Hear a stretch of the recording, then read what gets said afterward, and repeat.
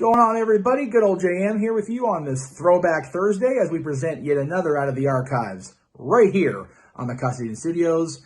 JJ, I know, has been working tirelessly to comb through everything on the NoDQ channel, on the Jeff Meacham Network, on his own Casa D18 Studios, on the J Hebert 95 Studios, the Simple Man brand, to present to you something that you may not have seen before, something that you haven't seen in a long time, perhaps. I know I'm looking forward to what Renegade has in store, and I hope you are too. Kick your feet up, enjoy a little respite from the craziness of a Thursday, and enjoy this classic content right here on the Casa D18 Studios.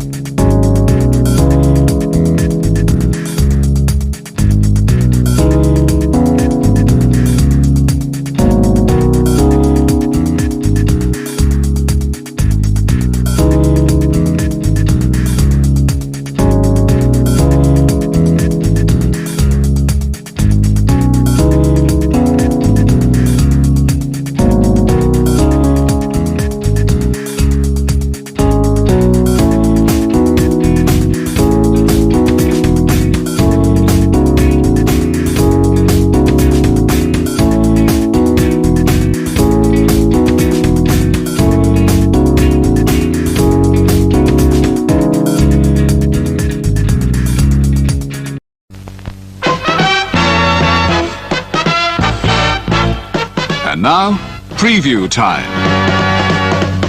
So let's take a look at what's coming your way.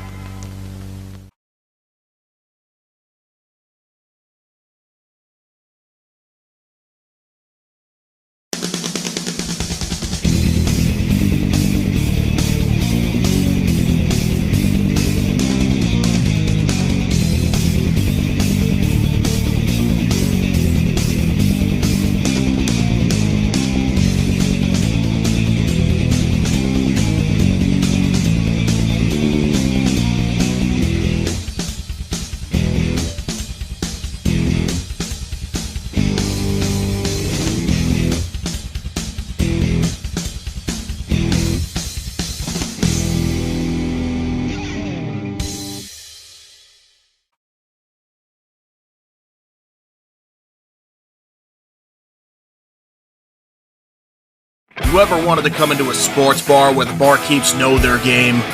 Well, the Jeff Meacham Network, Multiverse of Media has got a production just for you. Sit down and relax as the stat boy and his partner break down the statistics in all things sports. Whether it's football, basketball, motorsports, baseball, hockey, soccer, professional wrestling, mixed martial arts, boxing, and much, much more. All are welcome. Your barkeeps here keep you up to date and in the know of everything going on in sports, while also having a pleasant conversation about it all. Your host and owner of the bar, Stat Boy Mike.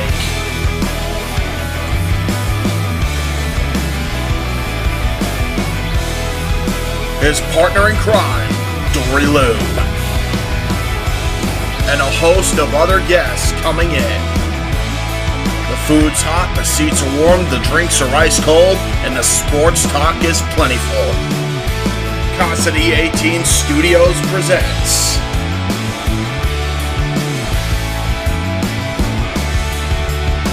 Stat Boy Sports Bar. Take a bar stool and enjoy the show.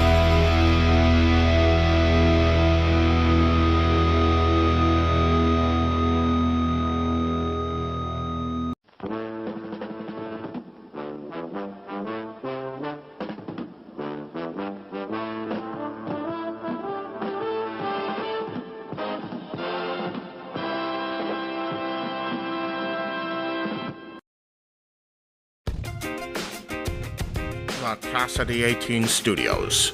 an affiliate of the Jeff Meacham Network, Multiverse of Media, proudly presents this retro content from NoDQ.com.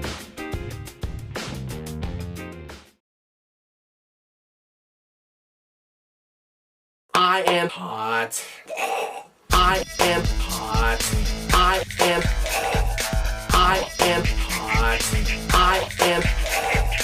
I am a fat, lazy, out of shape, red-headed ginger motherfucker. hot. Hello there, all my friends on the internet. This is Jeff Meacham. You are watching episode 28 of Talk Wrestling on YouTube.com/NoDQ&AV, MySpace.com/Jeff Meacham and /Aaron Rift, and on NoDQ.com, the source in professional wrestling. You get news on there, you get forums are on there, you get features like this show. All the other YouTube photos he puts up there in the features. Some of those people he put up there are crazy though. I'm telling you. Did you guys see that video of Moose breaking her leg a couple weeks ago? Ooh, that was ugly. Hope she recovers soon. She was cool. Mickey Knuckles. Moose, whatever you want to call her. Speedy recovery, my sweetheart. Alright.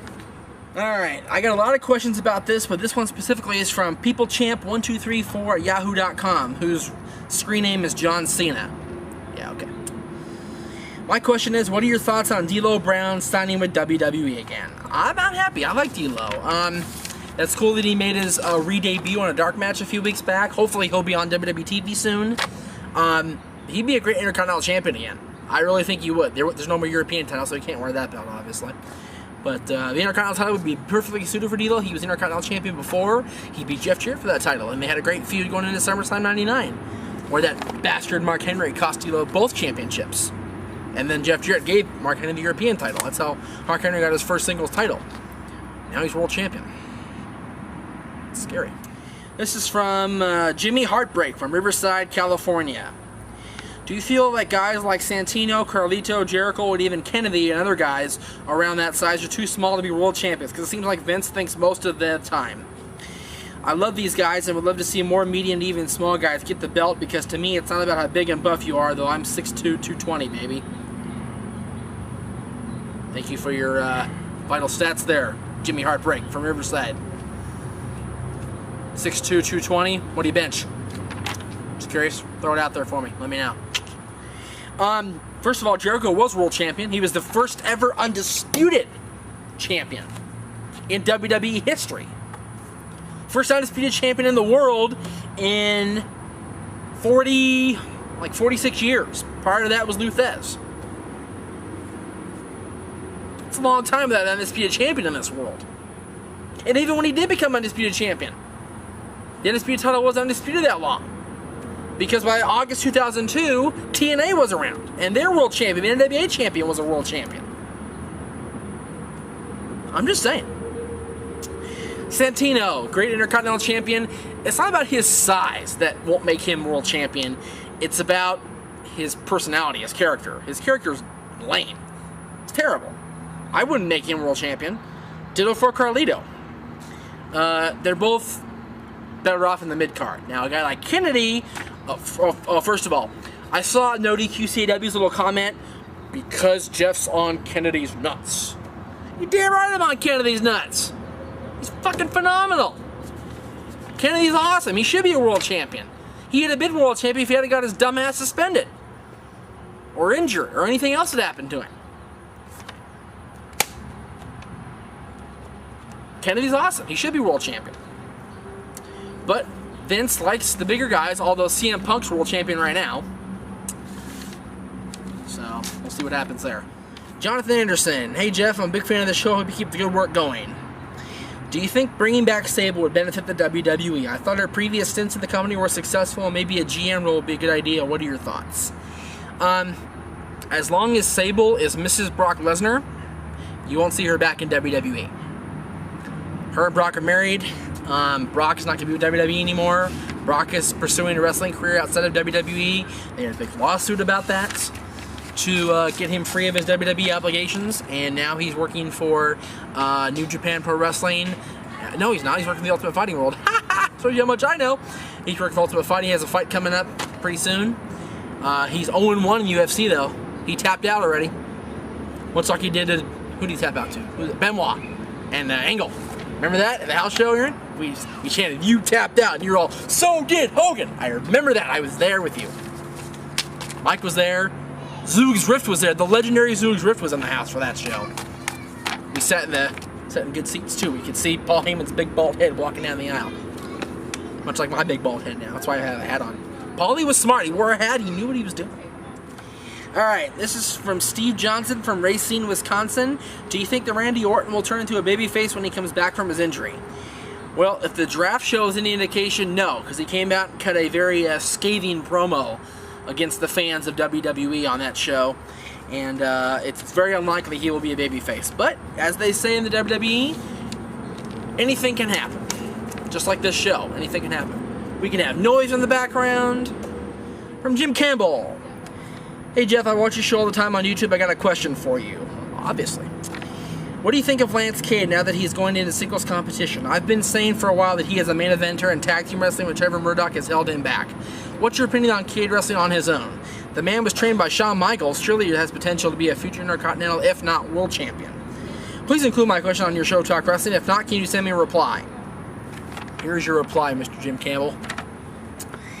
First of all, Cade is not on his own. He's backing up Chris Jericho right now. He's become, as Michael Cole or the King said on Raw, he is Jericho's shadow. But when he gets actually back in the ring and wrestle, he'll be cool. I'm a big fan of Lance Cade, always have been. I thought he was put in the tag team ranks much too quickly for my liking. He's a great singles competitor. He was trained by Shawn Michaels. He was one of two to graduate from the class to go into WWE, the other of course being Brian Kendrick, Spanky, and American Dragon Brian Nielsen was also in that same class, and he wrestled a dark match for WWE in Oakland. They built him from Oakland. That was funny. He's from Aberdeen, Washington. Oh, we have kids. Uh-oh, the little kids around, Mike. And Aaron, the little kids, if you will. Yeah. Alright, here we go. This is from a guy in Puerto Rico named Jose Velez. Velez. Because the E is accent on the first E, so I think it's Velez. Velez? He's got a couple of good questions, so I'm going to answer them both. Usually I don't answer two questions on the same guy, but I'm going to do it this time. Many greetings and salutations from Puerto Rico. Again, congrats on becoming a father. Hope the baby is alright and healthy, which he is. It's very important. I have a couple of questions.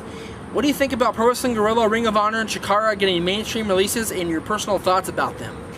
I'm very happy that PWG, Pro Wrestling Guerrilla, is getting a mainstream release called PWG Sells Out.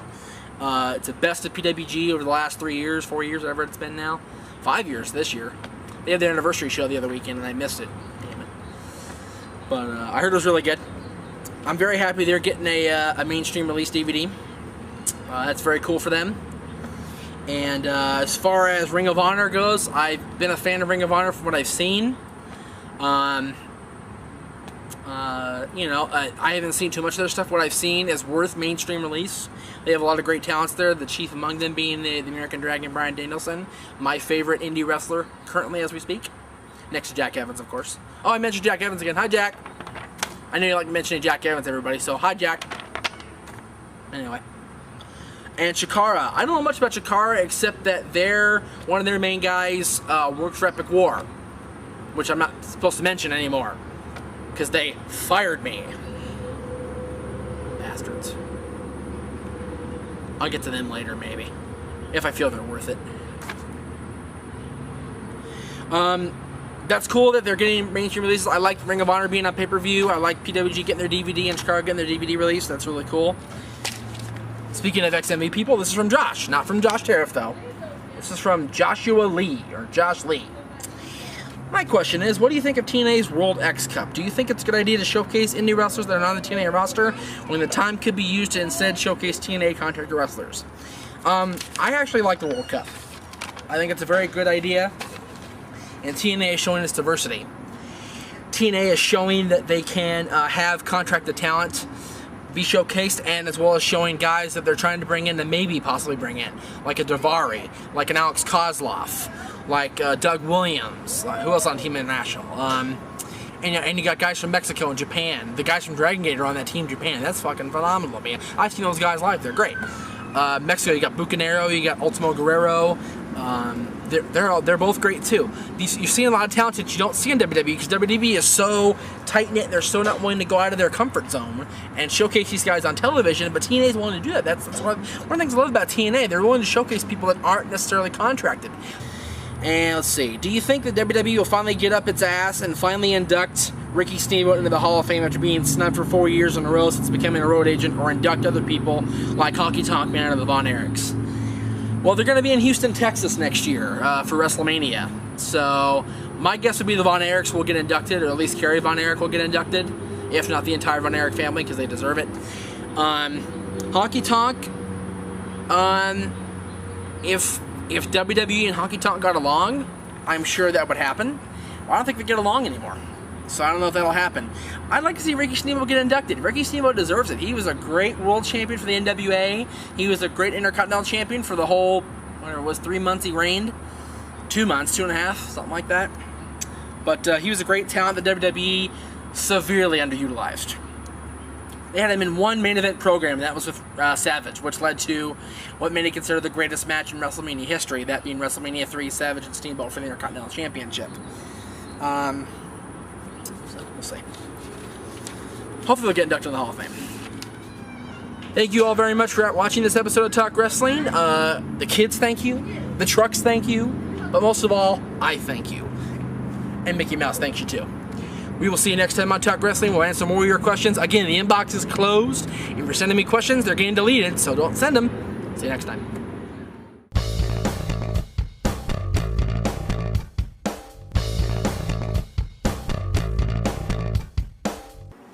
Mommy, why are there 2 girls kissing? Well, sweetheart, that's called hot lesbian action. Hang on 1 second, Terry. I'm sorry, Terry. Hey! What is that? Stop. That was some hot dog action.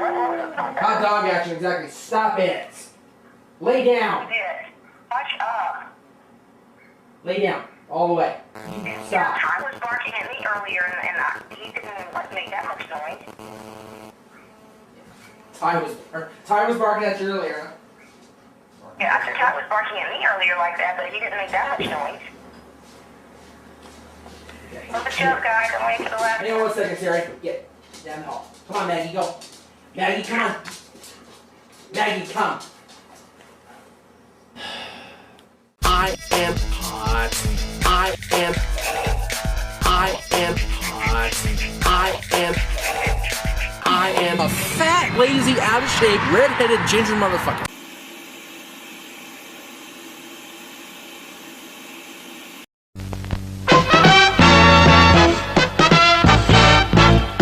And now, preview time. So let's take a look at what's coming your way.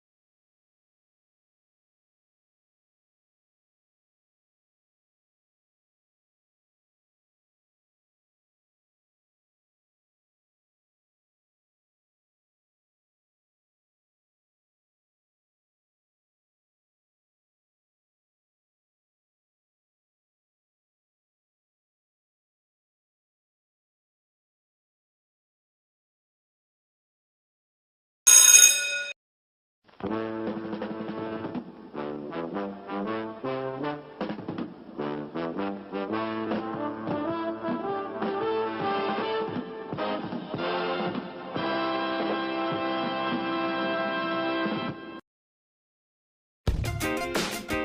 Casa D18 Studios, an affiliate of the Jeff Meacham Network, Multiverse of Media, proudly presents this retro content from the Casa D18 Studios.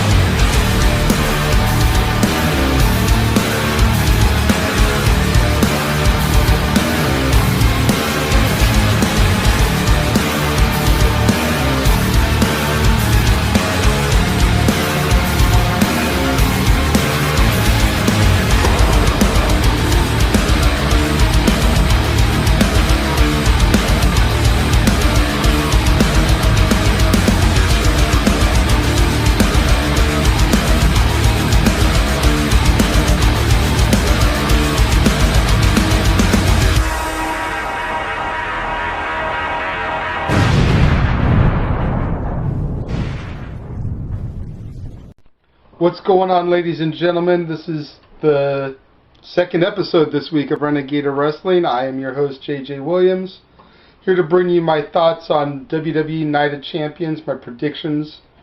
Now, you're used to in the past of a Dad's on Wrestling episode, me, Jeff, whatever, but the idea was originally kicked around the studio that, you know, we do a little round table where we could all talk about it on the same show, but we realized one important problem. Be no cameraman. Be nobody starting and stopping the video. So we decided that we're just going to do a bunch of different prediction episodes. Double Down with Double A just went live a few minutes ago and he touched on a couple of the matches. I'm going to go ahead and give my rundown. RSI, Ringside Insanity episode 2 should be up a little bit later tonight with Jeff and Jade's thoughts. And then of course Statboy will give you a rant on his thoughts about Night of Champions either later tonight or early tomorrow morning. First match I'm going to address is the Intercontinental title, Cody Rhodes versus Ted DiBiase. I'm just going to flat out say I think Cody Rhodes is going to retain. I think that they've built up Ted enough to where he could be a viable Intercontinental champion in the future, but I don't think he's going to get it this time. I think it'll probably be Ted either with a DQ victory with Cody retaining, or Cody just flat out defeating Ted and proving why he is superior to Ted at the beginning in the first place, and retaining that way, with Ted maybe around TLC or at the Rumble getting the title either on one of those respective pay-per-views or on a SmackDown episode before it. Fatal 4-way for the United States Championship. Dolph Ziggler defending against Jack Swagger, John Morrison, and A-Rai. A-Rai and John Morrison I don't see as a factor in this match whatsoever. This match is going to come down to Vicky Guerrero and her men.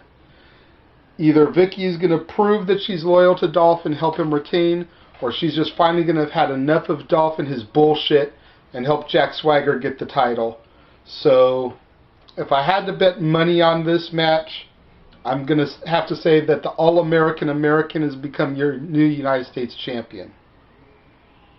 World Heavyweight title, I'm going to bypass that one for a minute, come back to it. Tag team titles, Air Boom versus The Awesome Truth.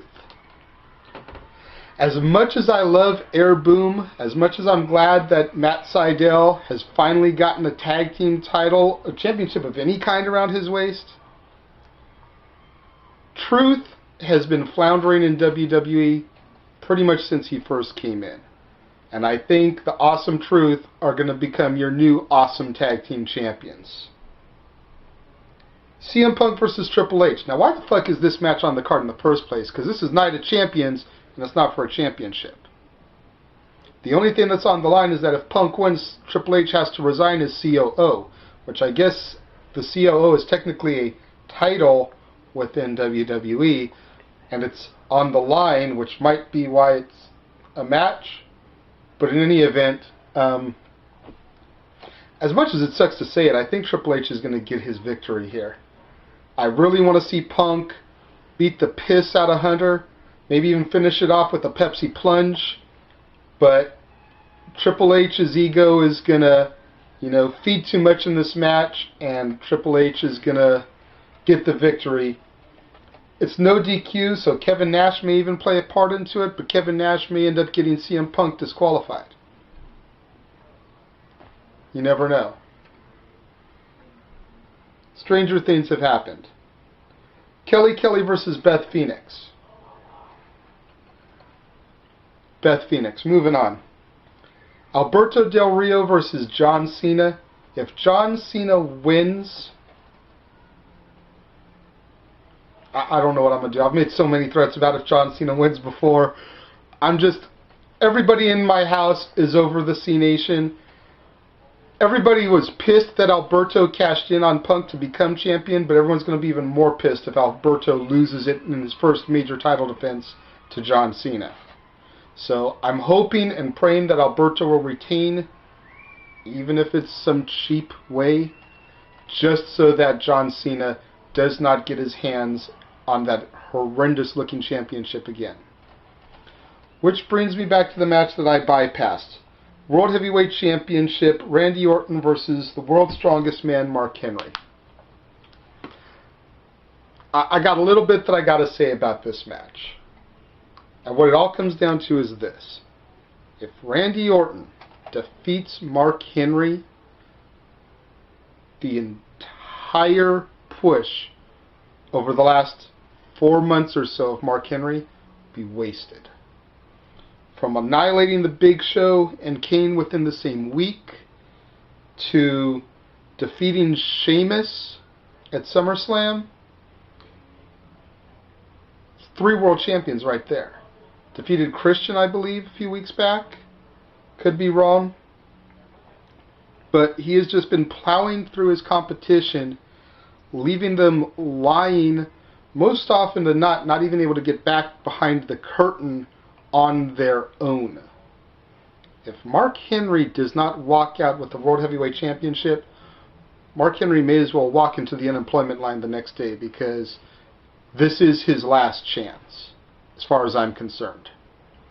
And I'm actually pulling for Mark Henry. As big of a Randy Orton fan as I am picking Mark Henry to win this, because Mark Henry has had this long overdue for quite a while. I'm starting to get tired of the Super Viper. There just needs to be another change. There needs to be another change, and I would like to see that change come, believe it or not, with Mark Henry. That's the Renegade of Wrestling's predictions.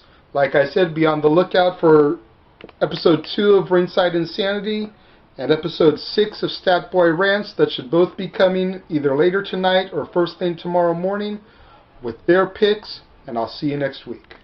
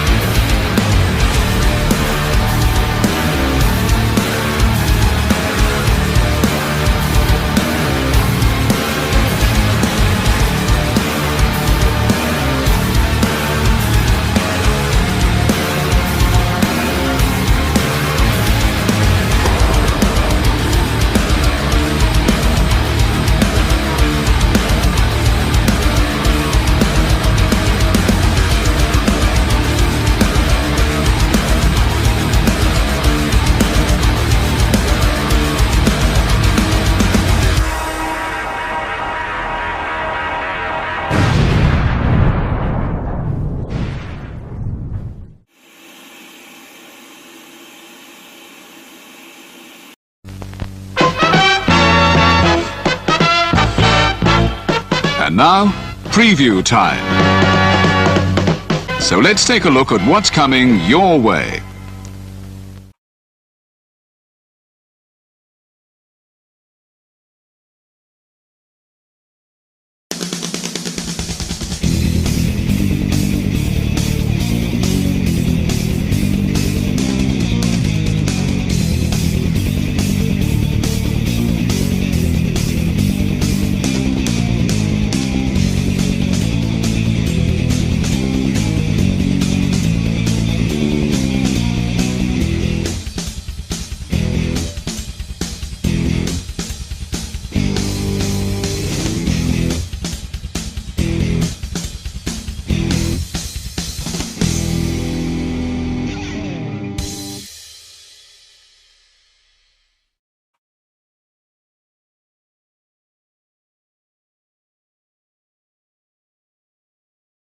You ever wanted to come into a sports bar where the barkeeps know their game?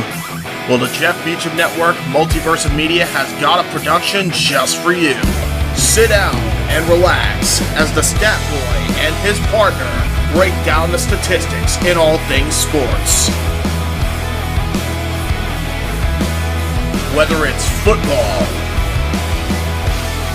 basketball, motorsports, baseball, hockey, soccer, professional wrestling, mixed martial arts, boxing, and much, much more. All are welcome. Your barkeeps here keep you up to date and in the know of everything going on in sports, while also having a pleasant conversation about it all. Your host and owner of the bar, Stat Boy Mike.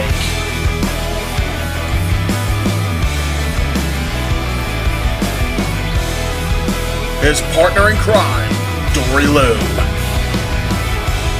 And a host of other guests coming in. The food's hot, the seats are warm, the drinks are ice cold, and the sports talk is plentiful. Casa D18 Studios presents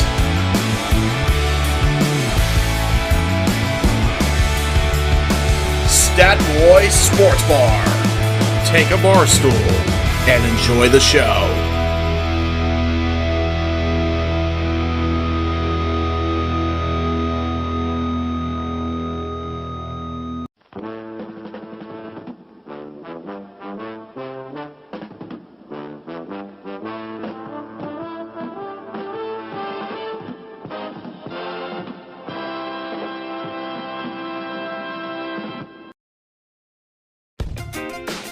The Casa D18 Studios, an affiliate of the Jeff Meacham Network, Multiverse of Media, proudly presents this retro content from the Casa D18 Studios.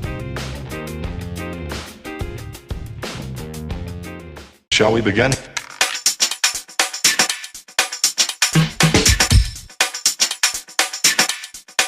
Let's begin now. Let's begin now.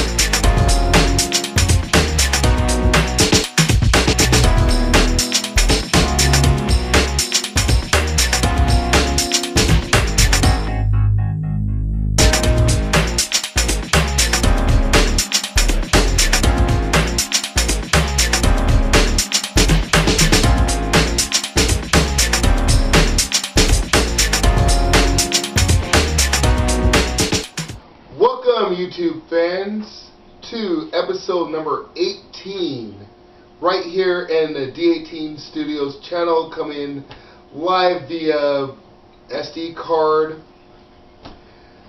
I am your host, Double A, and this is episode number 18 of Double Down with Double A. And I'm going to be doing one of my rants, and doing all this while recording my debut album. I had to get that laughter out there. I mean, but seriously, for those people that live in the Lakewood and Long Beach area, do not spend your hard-earned dollars at the Toxic Hell on Lakewood and Del Amo. No English there. Bellflower and Del Amo. There's not one on Lakewood and Del Amo. Oh, I'm sorry, Lakewood and Del Amo. Bellflower. In Lakewood. Yeah. On Bellflower and Del Amo. Yeah. I got my tasty cold beverage here. Get my Ron White going on. But seriously, I got complaint after complaint after complaint after complaint after complaint after complaint. My arms cannot reach that damn high. With how many, like, about a month or so ago, I'm over there, and quick question. Why in the hell are you gonna put somebody behind a register when they can't fucking count? I ordered some food. My bill came out to $4.32.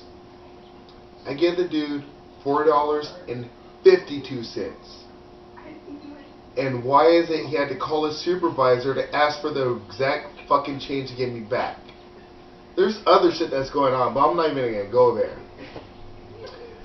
A couple of nights ago, Wednesday, on the 27th, I went in there. It was like 7 or 8 minutes prior to midnight. Tried to order some food. It was just a couple of potato grillers and the soda, and I go home, right? Take 4 minutes. The lady says, "We close at midnight." I'm like, I still got time. Please, sell me some food.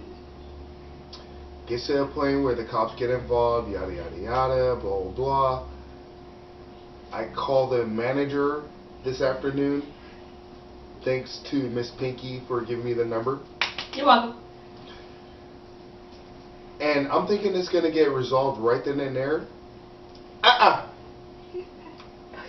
got 3 witnesses here that says I never once raised my voice. I was very polite. Uno. Dos. Yeah, right. Really, Selena? But yeah, I got 3 witnesses that said I never raised my voice. I was very cordial. And somewhere in the conversation, he says, "Hello, are you there?" I'm like, "Yes, I'm here." And he goes, "Fuck you!" Click. Hence the reason why I got my tasty cold beverage right here, because I need to calm the fuck down. Make it a double. It's not working. Oh! This is a double. You got any more, homie? It's sitting on my dresser over there. Woohoo! Oh no. Irk and jerk, baby. Yeah. So, what do you call her? What do you viewers think about this one? Do you think I have every right to be pissed off? And Elmo's over here telling me to wrap it up. She should be holding up the wrap it up box. Shouts out to Dave Chappelle. Wrap it up. Wrap it. But yeah, that's my rant for today. Sorry there's no wrestling, but I'm still waiting for you callers. I got 11 random questions to answer. I'm waiting for 4 more, so please fill the comment box up with them. So till next time, I'm Double A. This is Double Down with Double A. Deuce, nigga.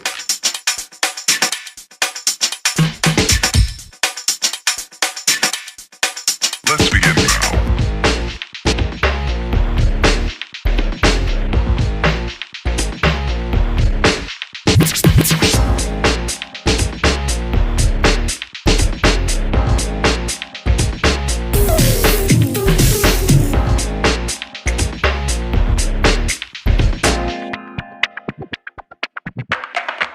Let's begin now.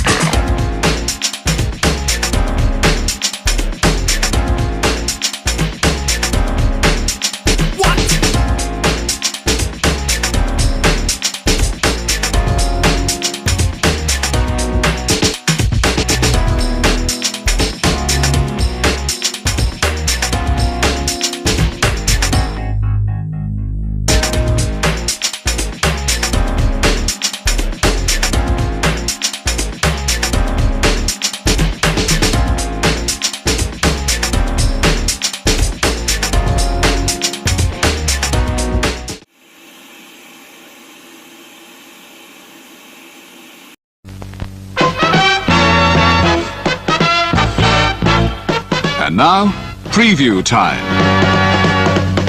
So let's take a look at what's coming your way.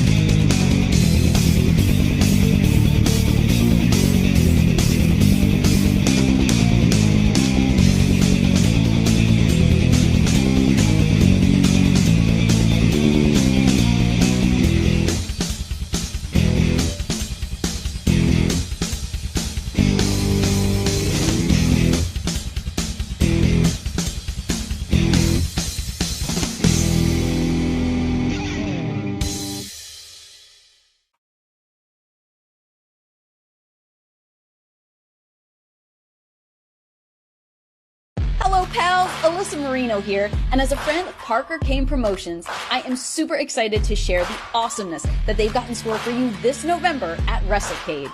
You'll be seeing the world-traveling Capital Championship Wrestling Global Fighting Champ Rebecca J. Scott, a rising star who's been featured on Ladies Night Out, MCW, and more, the stunner Emily J., an internationally traveled talent who you've seen on NXT UK and Stardom, Angel of the Ring Zaya Brookside, and NWA World Women's Tag Team Champion Chicago's sweetheart Missa Kate will also be appearing live.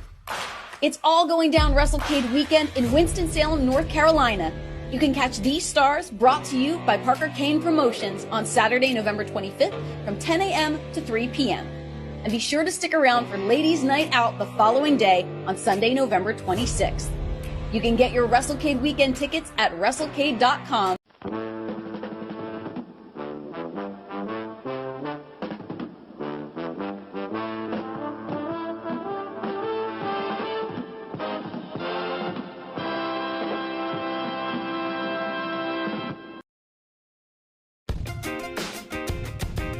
Casa D18 Studios, an affiliate of the Jeff Meacham Network, Multiverse of Media, proudly presents this retro content from NoDQ.com.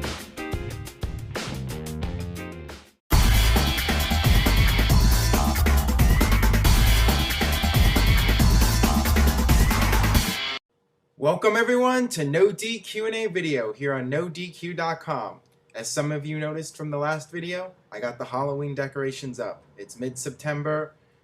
I was thinking about doing late August because you know how it is. Everybody gets ready for the holiday 2 or 3 months in advance. I already see Christmas decorations at the Dollar Tree, so yeah. And that's where I got all this stuff, Dollar Tree. Best place to get Halloween decorations in my opinion. But I'm not going to ramble. This is no DQ&A video. We get straight to the point. Let's get right down to your questions. Hey Aaron, what's your favorite present-day pay-per-view besides WrestleMania? Mine is the Royal Rumble.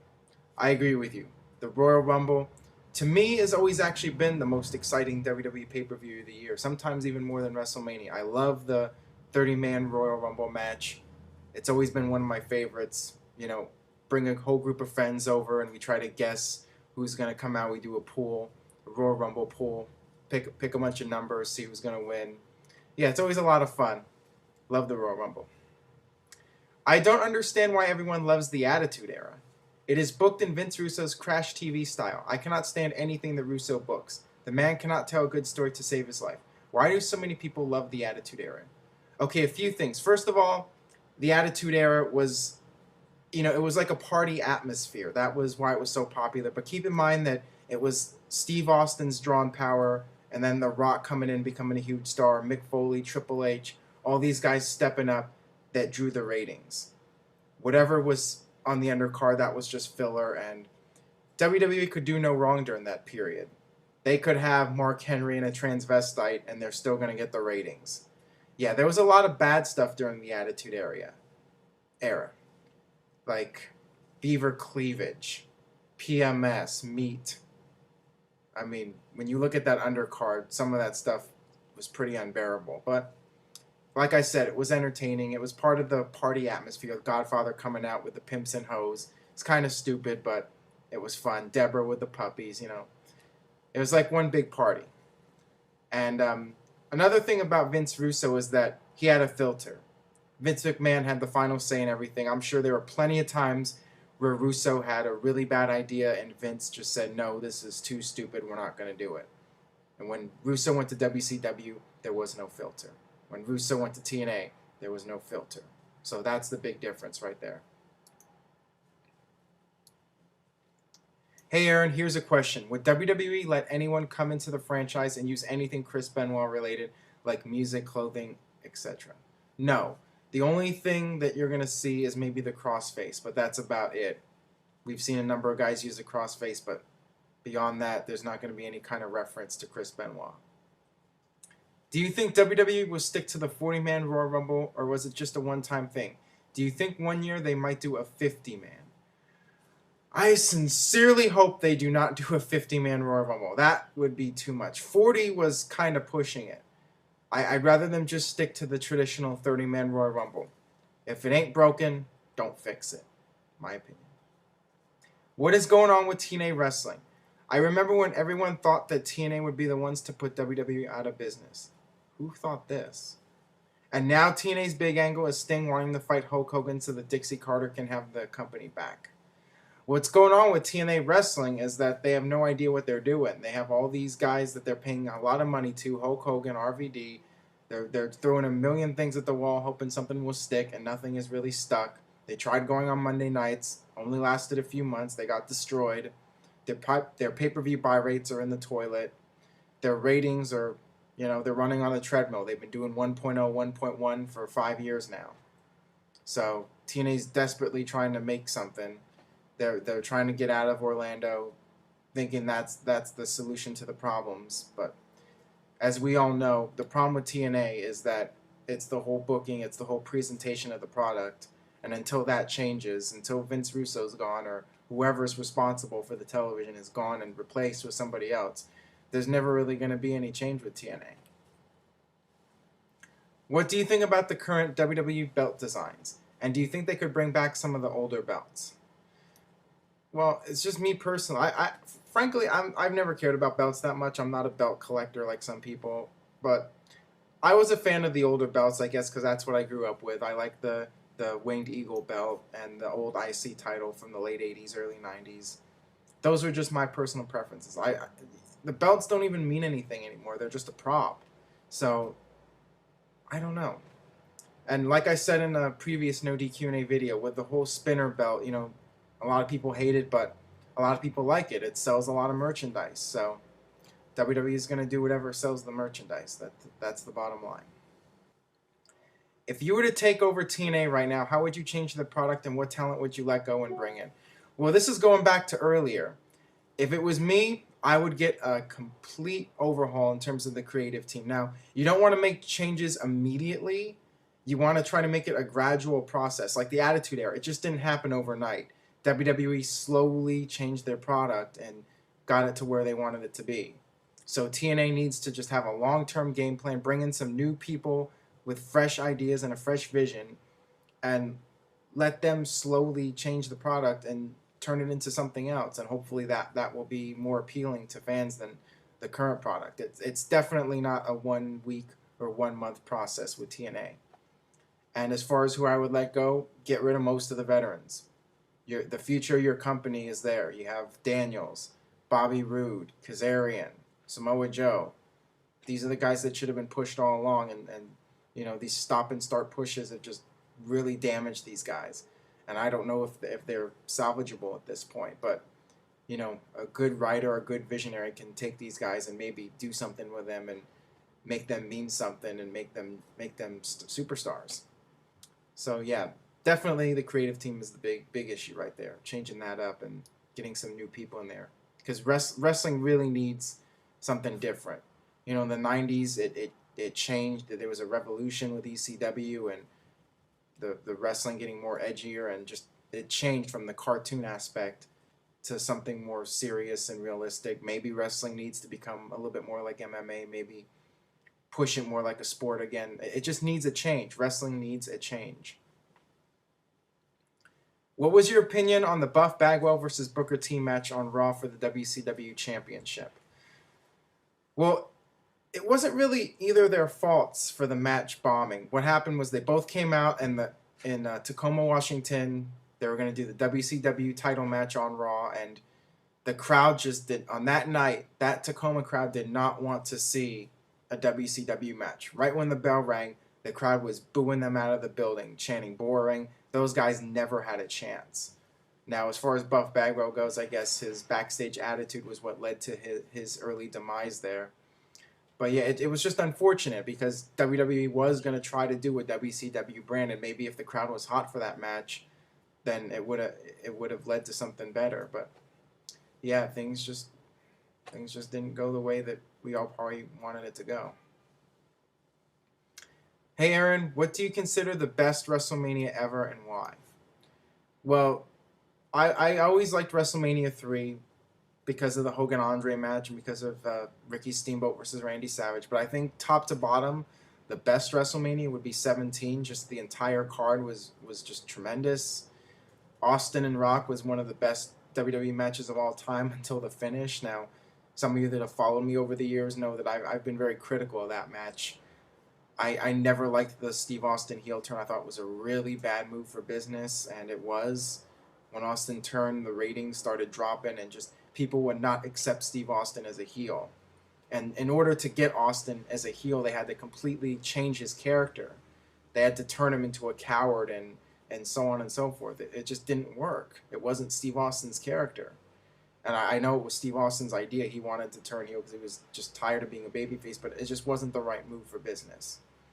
And yeah, it really put a damper on WrestleMania 17 because just him shaking hands with Vince, it's not what people want to see. But everything else up until that point was just excellent. That was just the best WrestleMania card. I also like 19.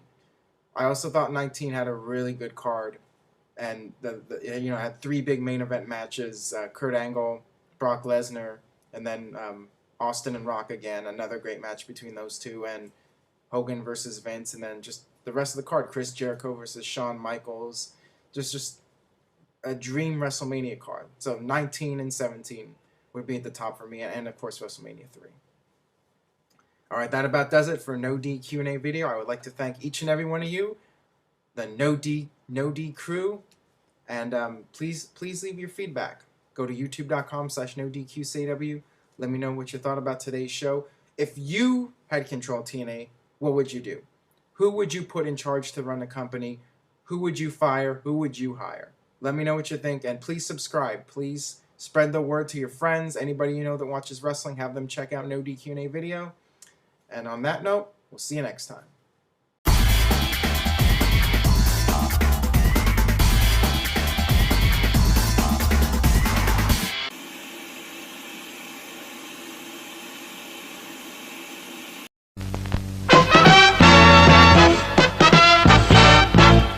And now, preview time. So let's take a look at what's coming your way.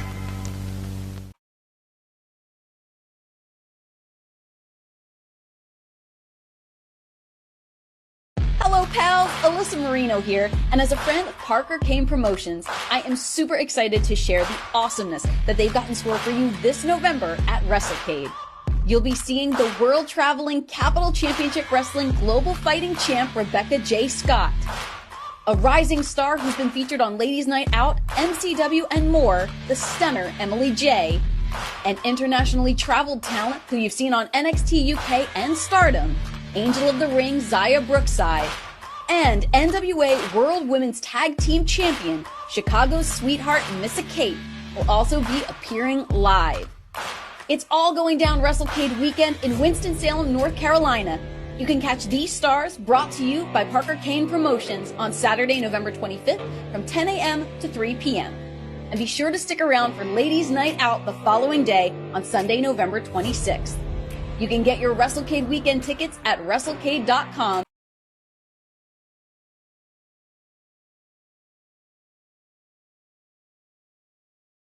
Whoever wanted to come into a sports bar where the barkeeps know their game, well, the Jeff Meacham Network, Multiverse of Media, has got a production just for you. Sit down and relax as the Stat Boy and his partner break down the statistics in all things sports. Whether it's football, basketball, motorsports, baseball, hockey, soccer,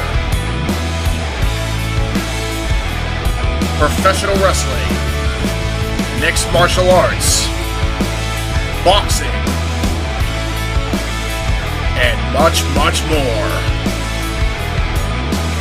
All are welcome.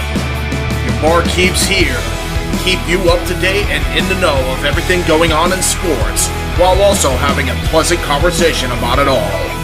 Your host and owner of the bar, Stat Boy Mike.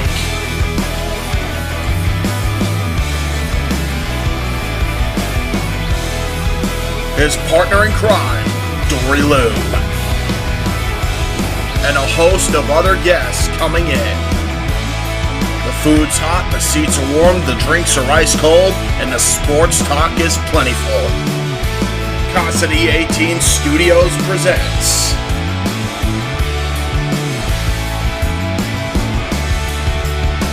Stat Boy Sports Bar. Take a bar stool and enjoy the show.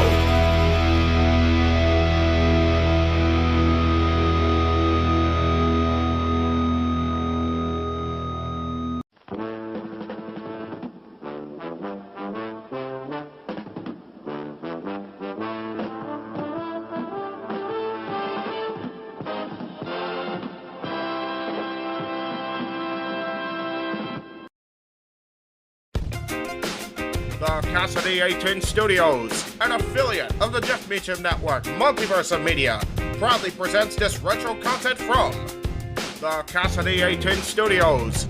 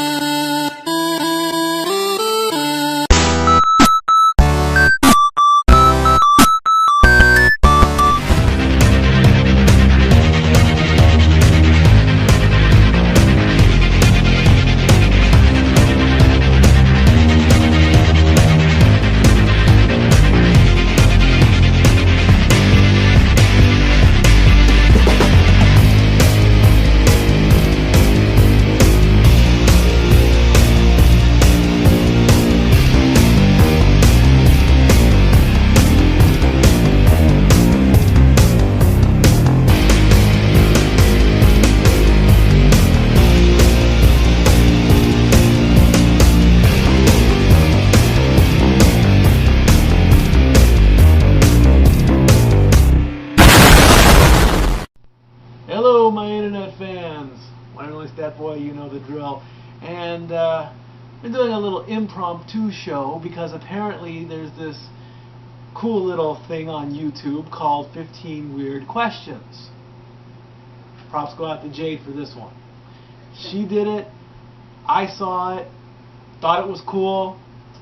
Why not do one? So we're going to make a rant out of it as well. No wrestling involved just yet, so if you don't like it, stop watching now. The rest of you, thank you. 15 weird questions, so I'm going to answer them as honest as possible. Question 1. What's a nickname only your family calls you? What don't they call me? They call me Mikey, they call me Kid, they call me Uncle Mikey, they call me Stat Boy, they call me Pain in the Ass, they call me Brother, they call me Shithead, no, they don't call me Shithead. It's just a bunch of nicknames. Mikey's my favorite. We'll call you an ambulance if you don't behave. Oh, but Mikey's number 1. Uncle Mikey's number 2. What's a weird habit of yours? God. Besides being annoying? A weird habit. I used to bite my nails, but I wouldn't call that weird anymore because a lot of people bite their nails. I guess just being annoying because I can't really think of other stuff that I do that's annoying. I do not pick my nose. And if I do, you don't see it. So there. Remember, Mikey, you can pick your friends. You can pick your nose, but you don't pick your friend's nose. Yeah, That's right. Number 3, do you have any weird phobias? Yes. Not too many people know this one, but I am actually afraid of mentally handicapped people that are in wheelchairs and they groan a lot. They make all those noises, you know. Not handicapped people that actually have a brain and actually can comprehend. I mean, they're now I understand that they have medical problems. I get that, okay? But what I'm afraid of is what they might do, and it's a big fear of the unknown, okay? Or the ones that try to talk and they talk really slurred or whatever, or they have this weird etched impression in their face and they rock back and forth. I see them on the bus all the time and it's like, please don't sit next to me, please don't sit next to me, please don't sit next to me, because you never know what they're going to do. I am more afraid of what they're going to do to me or what they're going to do than the actual ailment. What is so damn funny?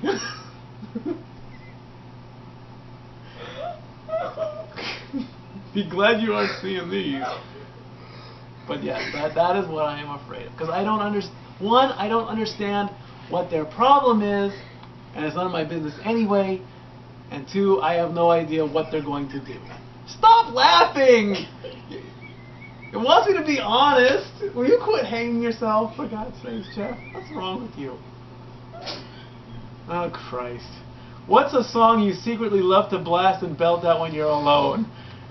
The family knows this one. There's no doubt in denying it. It's Shania Twain's Any Man of Mine.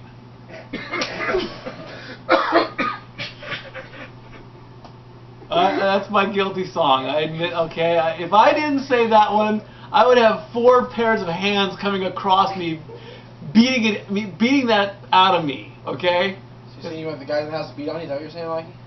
No, if I didn't say that song, because you all know the truth. This is like a... I didn't know that until now. Neither did I. What's one of your biggest pet peeves? Jeff Meacham hanging himself off camera. Yeah, really.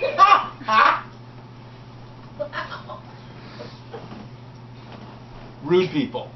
Oh. I mean, absolutely. I mean, they're rude 24/7. Like Jeff's facial. That's right. No, that's just annoying. That's not a pet peeve yet. But I mean, it's like you walk up to somebody, you say good morning, and they sneer at you. That's rude. You go to offer your hand, and they just look at you like you're nobody. People like that. That's or you go to McDonald's and you order something, and they just aren't friendly. That's a pet peeve of mine. What's one of your nervous habits? I pace a lot back and forth. And I feel like I just shut down and I can't do anything. Or I can't do anything right. It's like the door could be open and I can't close the door the right way. Or apparently I can't talk properly either when I get nervous, because very few people can understand me when I get nervous. But not all the time. Very few people can understand you when you speak English. Hey, that's the truth. What side of the bed do you sleep on? The side closest to the wall. Wherever the bed is positioned, if it's along the wall, that's where I'm asleep. Or, if not, it's the dead center of the bed. Because if I'm on the side where the floor is, boom, I roll off the bed. So it's wherever the wall is. I'd rather smack the wall than hit the floor. Number 8, what was your first stuffed animal and its name? I know it was a stuffed puppy, but I don't remember giving it a name. It was a little brown stuffed puppy. That's all I can remember.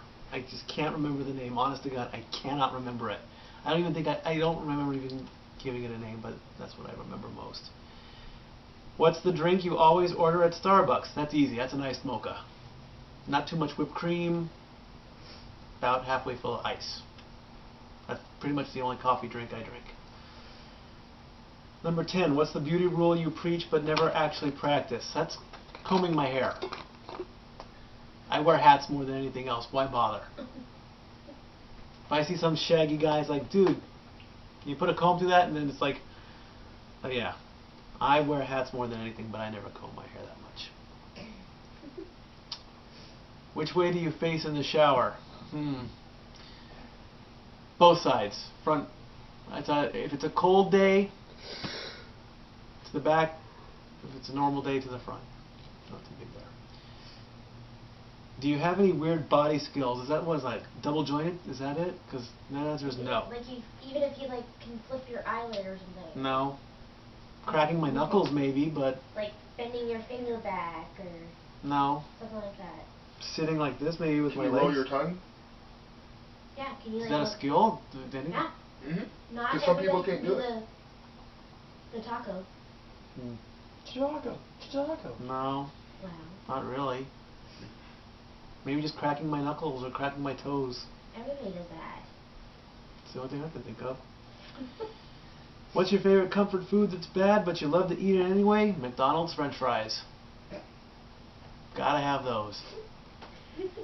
And chocolate chip cookies.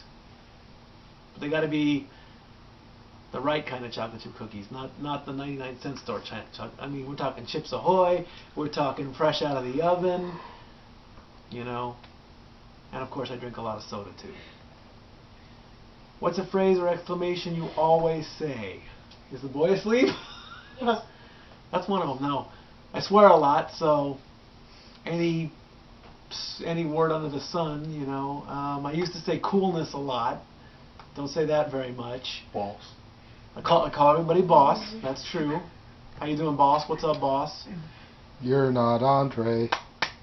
No, but it's just that was the Green Mile thing. Is that where you got us from, Green Mile? Yeah. Not from Andre? No. Okay. John Coffey. I know now. Yeah. Okay. I'm scared of the dark, boss. Time to sleep. What are you actually wearing? This is it. T-shirt and sweats. Don't own pajamas. Don't own legitimate pajamas. Never have. Mostly it's just sweats. On cold nights, a sweatshirt or even a sweater. But no. The lounge pants maybe, the red Guitar Hero pants, but other than that, you know, not much else. That's just it. So, there you go. 15 weird questions as found on YouTube. You guys should try this out. Find these questions and put your own answers, you know. I can't wait to read the comments on this one. You found out a little more about Stat Boy than you probably want to know. Especially if you find out I like Shania Twain, which, really good. More stuff to follow on the channel. Stat Boy out.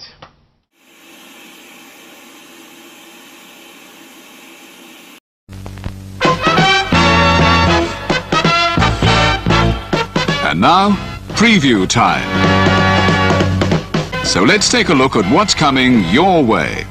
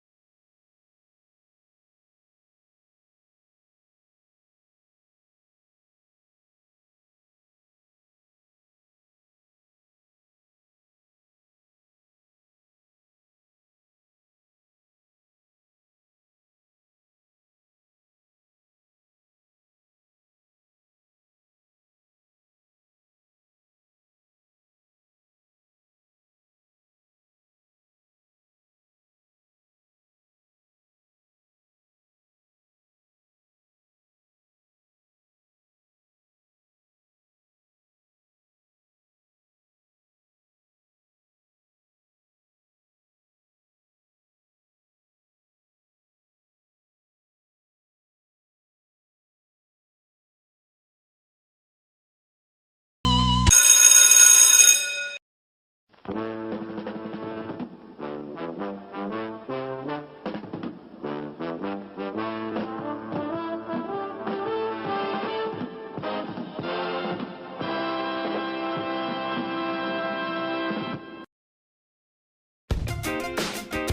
Casa D18 Studios, an affiliate of the Jeff Meacham Network, Multiverse of Media, proudly presents this retro content from the Casa D18 Studios.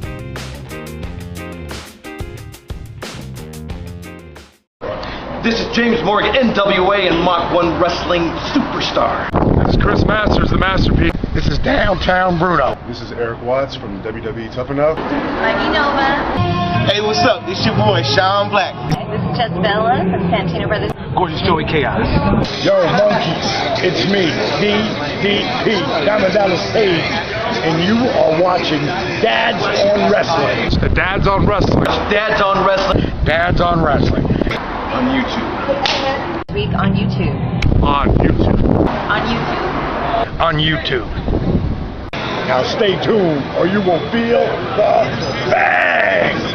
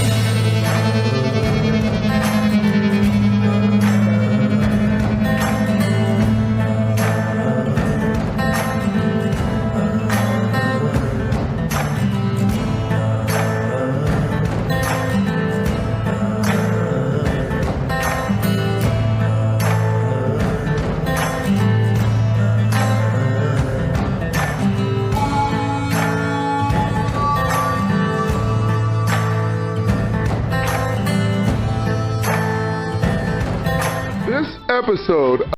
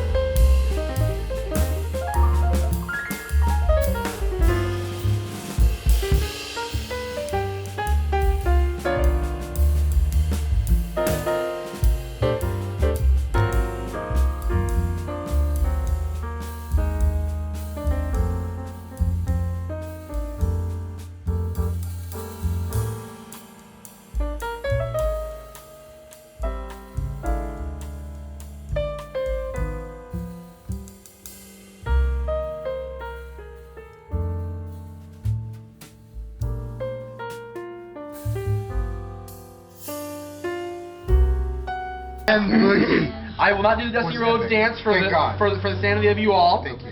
Because that stuff at the house is fail. Yeah.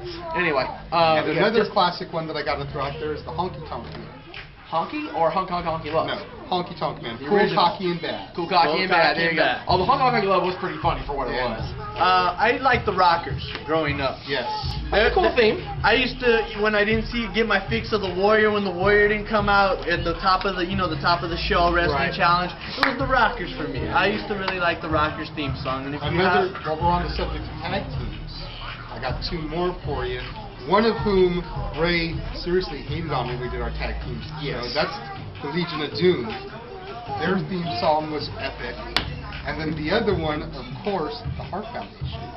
I think you say Demolition. Demolition song was badass. Demolition song to me was kind of corny.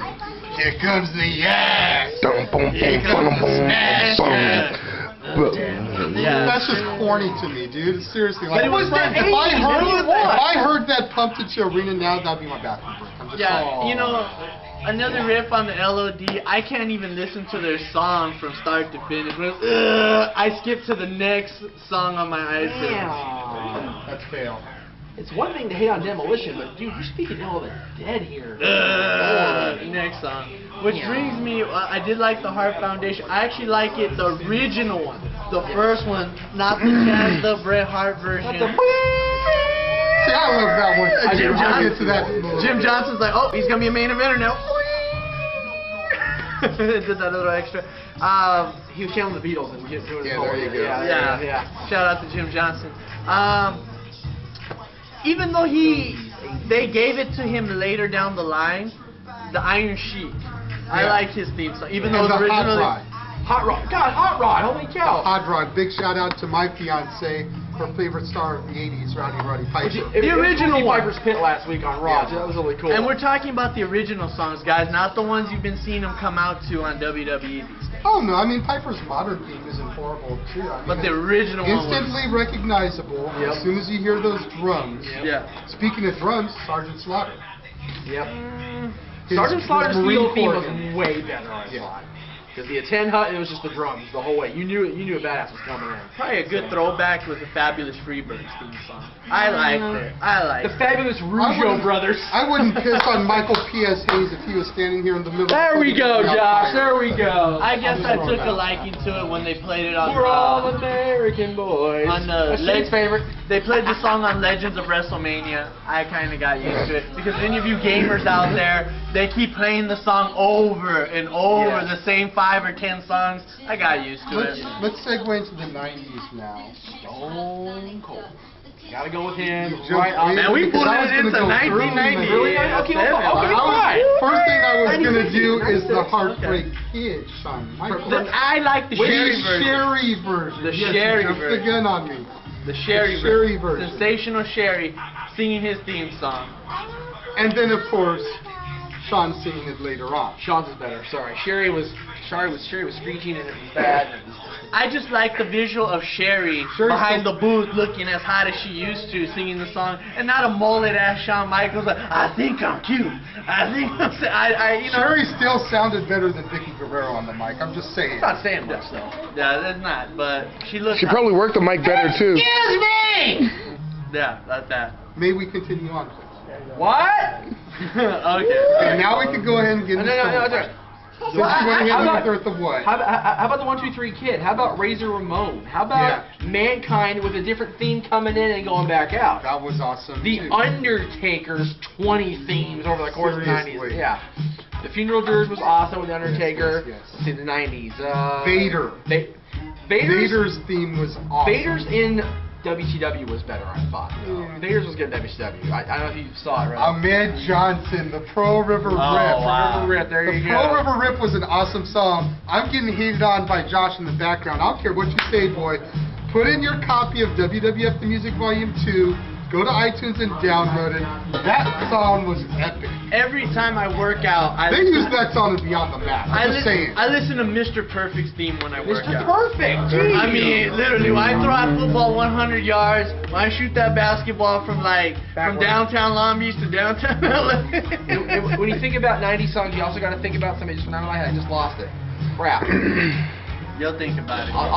It'll come back to me. Let's go. You know, 90s to me, even though it's a ripoff of Nirvana, the self high five thing from Diamond. WCW. I was kind of jumping in there. You are jumping. You're jumping the gun, Ray. You're jumping the gun, Ray. Jake the Snake had a good theme song too. If you were a cokehead. No, if you wanted to just get high and just like listen to just some beats. I'm gonna go. If he was wrestling today on the indie scene, he'd be using Styles P's "I Get High, High, High, I Get High, High." Pretty much to close out the 90s. One of the songs to close out the 90s was the Allied Powers.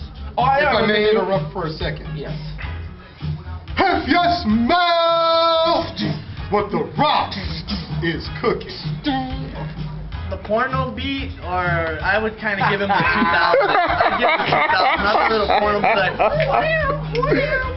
While you're talking about porno beats, dude, Val Venus had an awesome theme. He did. Triple H. Say what you want to say. Hello, ladies. 1, 2, this song? I still wish you would go back to that song. That's his greatest theme song, in my opinion. No diss to Lemmy and Motorhead.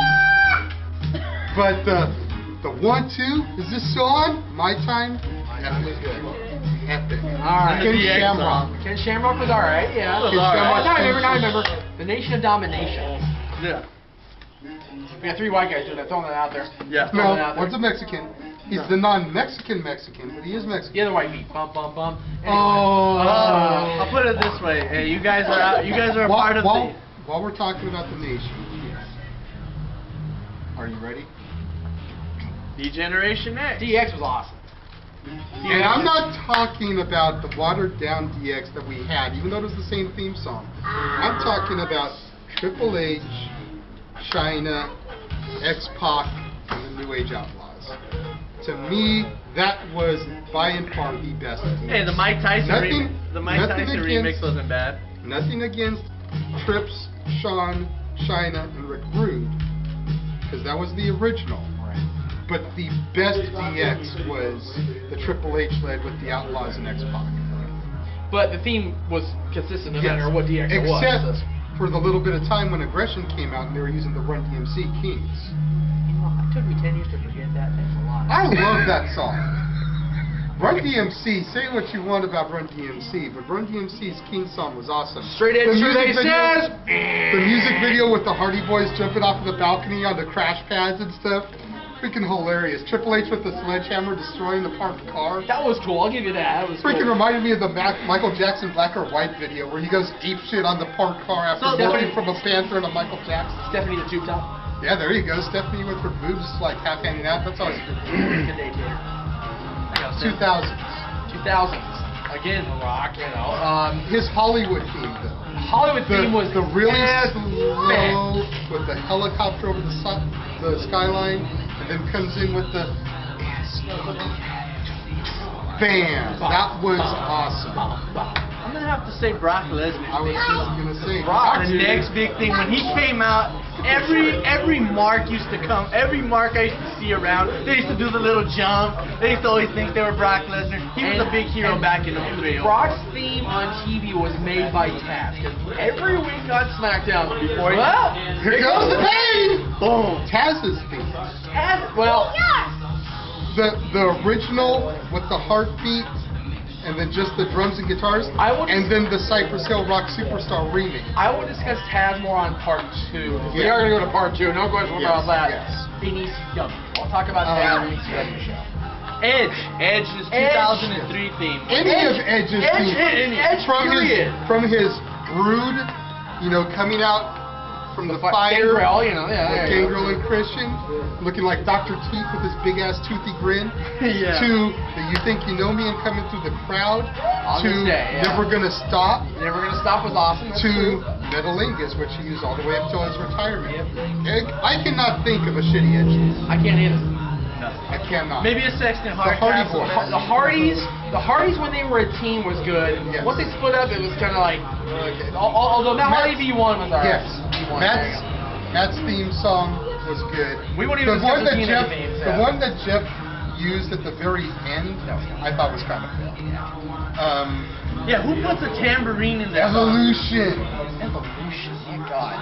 Ric Flair, the theme he used for 25 million I was going to talk about that in WWE. But he used WWE too, so NWA even, yeah. Yeah. But yeah, Ric Flair, Batista, I think was awesome. Because I walk alone. Yes. Saliva, yes.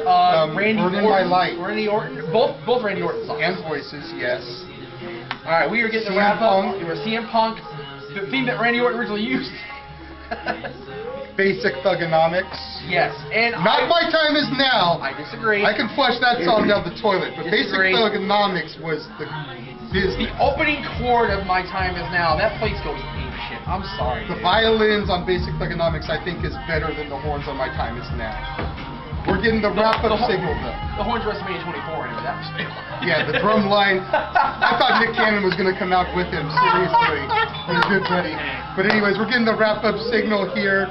So that's going to have to do it. I know we forgot themes, so don't post comments talking about, oh, you forgot this person, you forgot that person. Because time expired. Part Dose is coming up next. This is just part 1.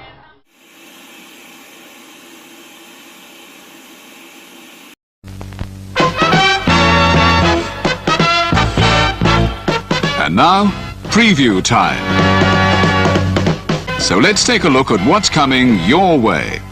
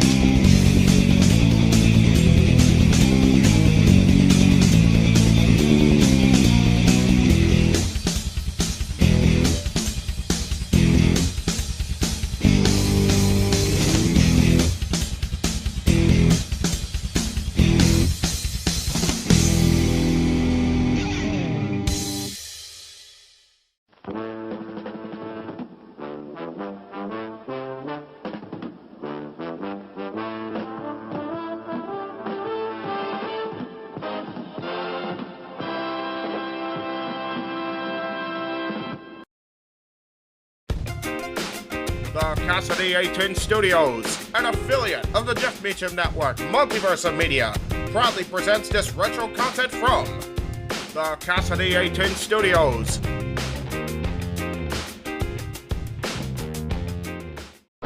This is James Morgan, NWA and Mach 1 Wrestling Superstar. This is Chris Masters, the Masterpiece. This is Downtown Bruno. This is Eric Watts from WWE Tough Enough. I'm Nova. Hey, what's up? This your boy, Sean Black. This is Jess Bella from Santino Brothers. Gorgeous Joey Chaos. Yo, monkeys, it's me, DDP, Diamond Dallas Stage, and you are watching Dads on Wrestling. The Dads on Wrestling. Dads on Wrestling. Dads on Wrestling. On YouTube. This week on YouTube. On YouTube. On YouTube. On YouTube. Now stay tuned or you will feel the bang!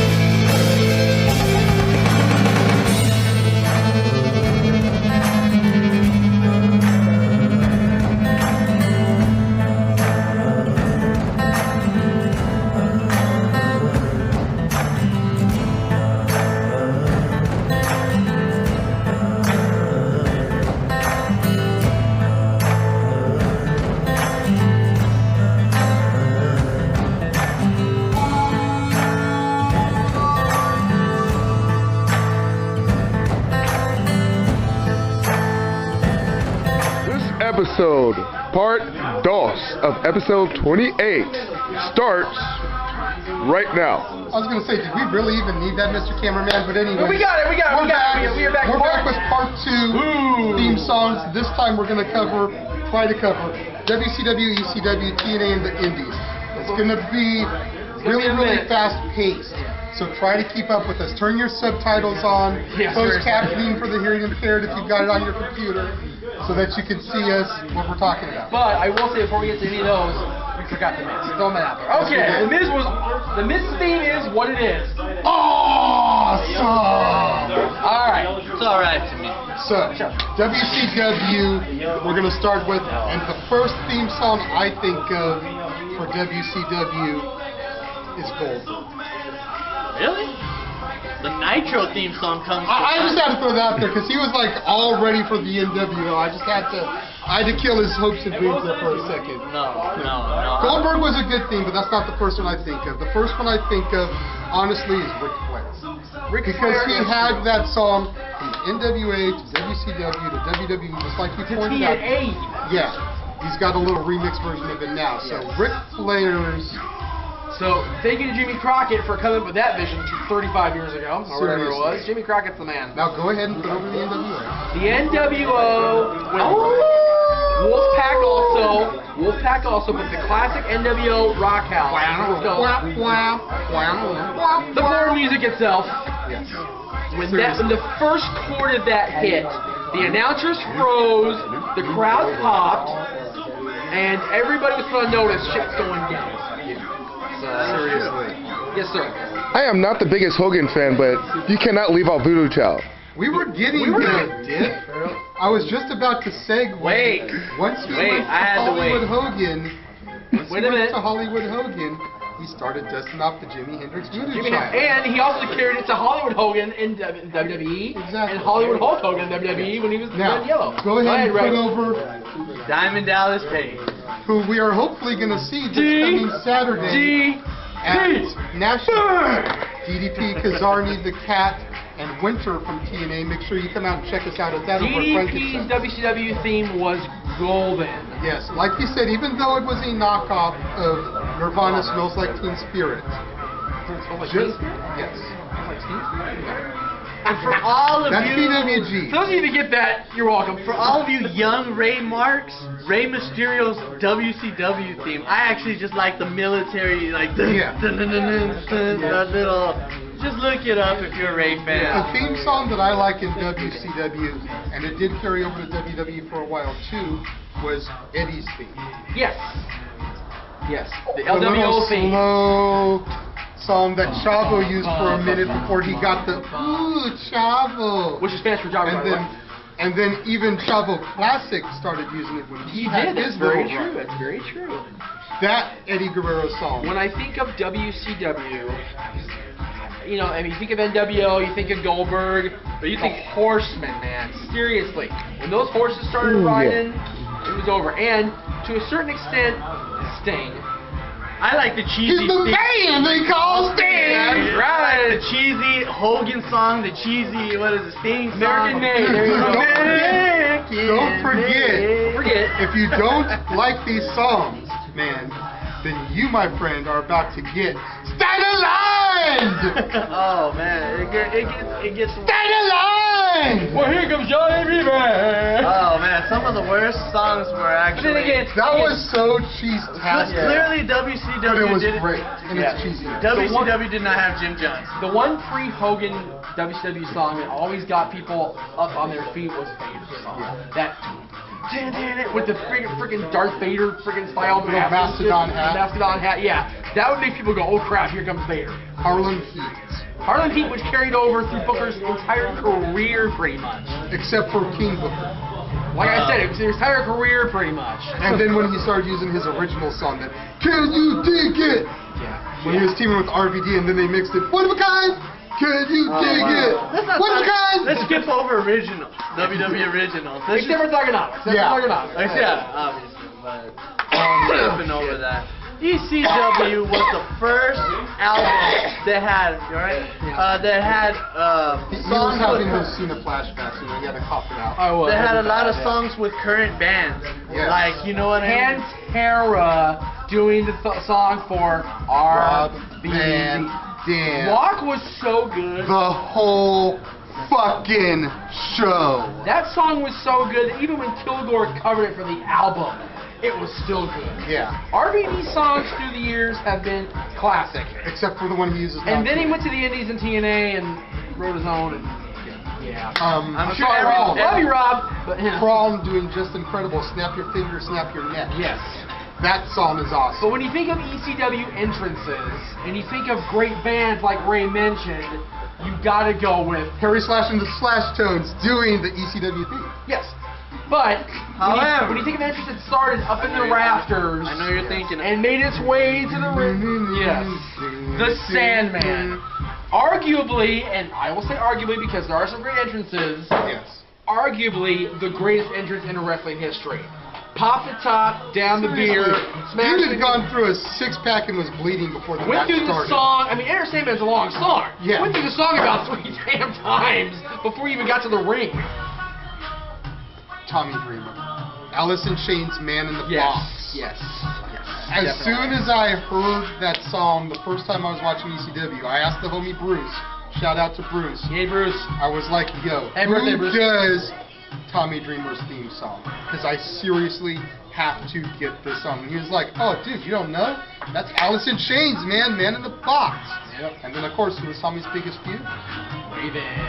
Raven, baby. The Offspring come out and play. Now, Another awesome theme song. Raven's only good thing. Some of my, I actually did like a great. WWE was good. Raven's only good. With the Forcible entry, I liked it. It's like it was a crow and a raven. Nah, Fail. true. Fail. I actually did like the Forcible entry out. Yes.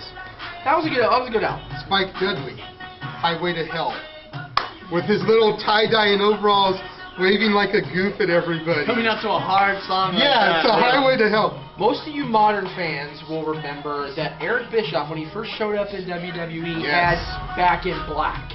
However, for you old schoolers, you old timers like us three, who was Back in Black originally for? Okay. I gotta think. I don't have time to kill. Chris Candy. There you go, baby. Yes. So much that when he passed away and Tammy came out to that song at the Indy shows in tribute to him, the place was bawling every single time. The only person that wasn't bawling, God love her, was Tammy. I don't remember him using that. I don't think I ever saw any tapes of that one. Okay. What I remember him using was In Excess's Suicide Blonde. Which was also good. But Back in Black is a great theme, to the point that our crosstown rivals in high school, Hart High School, used Back in Black, because they were black and white. They were the demons coming out, dude. The Hart Indians, man. The only other ECW theme song I can think of to give some serious props to, actually just two, just one came in my head. One is Balls Mahoney using AC/DC's Big Balls. Yes. And the other one is New Jack using Dr. Dre and Ice Cube's Natural Born Killers. That song, from the minute the gunshot went off, the song would play the entire time he would wrestle and have to loop over a couple times. Yep. So I'm sitting at home watching ECW on TNA and I'm just like, yeah, Natural Born Killers and shit. I had that CD back when that shit first dropped. The Murder Was the Case CD. Yes. A theme we forgot for WWE that maybe is like ECW, because I don't even remember what the ECW theme was. It's Dudley's in WWE. Yes. Oh my god, dude. Yes. It's now. It's especially the vision of Stacey Keebler shaking her rump at WrestleMania. Now Anyway, we're done talking about WWE and ECW, but we're gonna kind of keep talking about it because we're going to TNA. TNA. Let's see. AJ Styles, not the one he uses now. That new one is horrible. TNA the original. And we talk about TNA. We gotta talk about Christopher Daniels. Yes. Even the Triple remix X. of Triple X, but even the remix of Marilyn Manson's song that he used in TNA, that was pretty good too. Chris Sabin's original one, Hail Sabin. I think it was called Modern Oz on their CD. Probably. I actually like Double J song. Yeah, Jeff Jarrett has used his songs from like the beginning to now. Yep. And I like, if you can find the original version with like the 30-second build-up to it before the guitar starts, the build-up is epic too. The only problem I have with TNA themes is Hogan's and Bischoff's, because they're such freaking rip-offs. A bunch of theirs are. I mean, I don't know if you remember when Kevin Nash first debuted and, helped Jeff Jarrett keep the title against Jeff Hardy. His song was a freaking knockoff of Dr. Dre's Still DRE. Like, seriously, that was horrible. It's like, I can't believe I'm dissing Dre in a Long Beach Clothing Company store, but that knockoff that they used for TNA was horrible. Hey, but Diesel song was always great. Diesel song was good, yeah. Who else? The Motor City Machine Guns. Yep. Awesome theme song. Yep. Beer Money. Beer Money's freaking great. AMW's was great. I was just going to say AMW's was great. Now find the defendants guilty. Yeah, and then just went into it from there. TNA. Aside from that, Oh, Winter's theme right now. Winter's theme is epic. Winter is so creepy, is what it is. The song is so creepy. I love me some Winter. I do too. I love. Look, I don't really. Katie works for the company I used to work for. I gotta love me some Winter, you know. So I don't really watch TNA. This is not. Yes, this is for you. But if I'm gonna pick one that I think there's a diamond in the rough over there. Besides Kurt Angle, no, he's just the dirt in the dirt. He's just listen. It's Madison Rain's theme song, Killer Queen. That's a good one. And I think she belongs in WWE with the big boys. Now let's segue. Let's get out of TNA because I think we've hit about all the good ones for TNA. The Indies. And let's get to the Indies. And some of y'all don't follow the Indies, so you're not going to know these songs. A lot of these are kind of like ECW in that they're other bands. But you might know the songs for the songs. Yes. So, for example, the first one I'm going to do. Go ahead. The coolest guy around. Yes. Frankie the Future Kazarian using You're the Best Around from the Karate Kid. Dude, seriously. When that beat drops and he comes out, the whole crowd is just, you're the best around. Just sing along with him. Even when he was heel Frankie, when he won the world title, he was singing along with the damn song. We were all singing along. He was like, hey, you're supposed to be fooling me. What the hell? And then we did it. It was like, whatever. But the guy that would come out at PWG, they tried a heel turn with him. Didn't work. And we all sing along. At I forget what the part of the song is called. It's the final countdown by Europe. The American Dragon. No slave name. Brian Daniels. No. I'm saving that for the finale, man. I didn't get the run sheet for today. Final Countdown. Final Countdown is the best indie song there is out there. 311 song for Chris Sabin. Yes, Offbeat Bare Ass. Thank you, Offbeat Bare Ass, great song. Petey song, Radiant Calm Like a Bomb. Thank you very much. You've also got Guerrilla Radio from Rage Against the Machine that SoCal Val used. SoCal also used, what the hell's the name of that song? Shit. You've got Who Wants a Mustache Ride? With the Magnum PI theme. Awesome. For Joey. And Joey now uses another stupid song. Big shout out to my homie from Santino's, Famous B. Yes. Uses the game. I got big money. I drive big cars. Everybody knows me. Yep. It's like I'm a movie star. Everybody knows me. Big shout outs to B. That song is epic, dude. You want to contribute? I know you're all the You know what? I just wanted to get a couple ones that we missed. Chris Jericho. I like his first entrance when he came to WWE. Oh, okay. His first one. We're backtracking, man. We still got Indy to talk about. There's just a few we missed that I thought that we should get out there. I like Kurt Angle's remix before he left WWE. When that was like the ECW version? Yeah. And it just like kept going on and on. I liked it. Okay. The song that makes me just like laugh and stare every time I think about it. For those of you who remember XPW, Veronica Kane. Yes. For those of you who don't know, she's a former porn star. Okay? Look it up, XPW. XPW. Her song was "She's My Cherry Pie." There you go. That's all I said right there. Metallica, I Disappear from XPW. That was the theme song that pretty much, in my heart at the time, I thought it was better than ECW. An ECW theme, an XPW theme, an indie theme. Shane Douglas. Purple Rain? No, it's not Purple Rain. It's not Purple Rain. You're failed. Damn it. You can look it up, man. You guys know what it is. Shane Douglas' theme. His song was always good. We're getting the wrap-up signal, which sucks because 15 minutes, man. I had a bunch of other ones I wanted to talk about, like Kevin Steen, Now You're a Man. El Generico. Ole, ole, ole, ole, by Bouncing Souls. Yes, those are all Chris good. Hero, I Need a Hero, and Claudio Castagnoli's I've Got to Have It instrumental. With the Olympic theme thrown in there, yes. Okay. So, but we're sadly going to have to wrap it up. We will do more themes in the future, but for now, let us know what you think, and we'll see you next time here on Dads of Wrestling.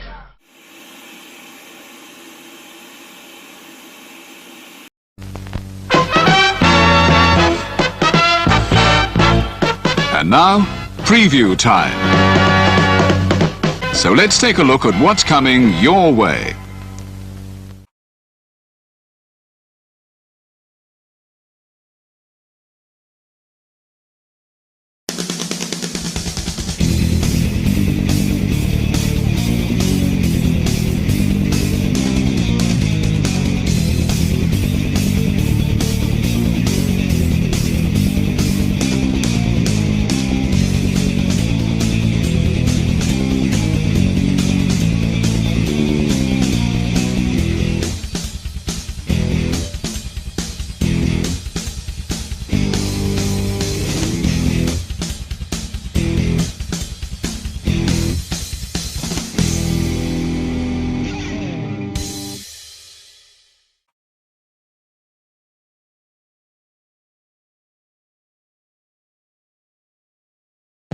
pals, Alyssa Marino here, and as a friend of Parker Kane Promotions, I am super excited to share the awesomeness that they've got in store for you this November at WrestleCade. You'll be seeing the world-traveling Capital Championship Wrestling Global Fighting Champ Rebecca J. Scott, a rising star who's been featured on Ladies Night Out, MCW, and more, the stunner Emily J., an internationally traveled talent who you've seen on NXT UK and Stardom, Angel of the Ring Zaya Brookside, and NWA World Women's Tag Team Champion Chicago's sweetheart Missa Kate will also be appearing live. It's all going down WrestleCade weekend in Winston-Salem, North Carolina. You can catch these stars brought to you by Parker Kane Promotions on Saturday, November 25th from 10 a.m. to 3 p.m. And be sure to stick around for Ladies Night Out the following day on Sunday, November 26th. You can get your WrestleCade weekend tickets at WrestleCade.com.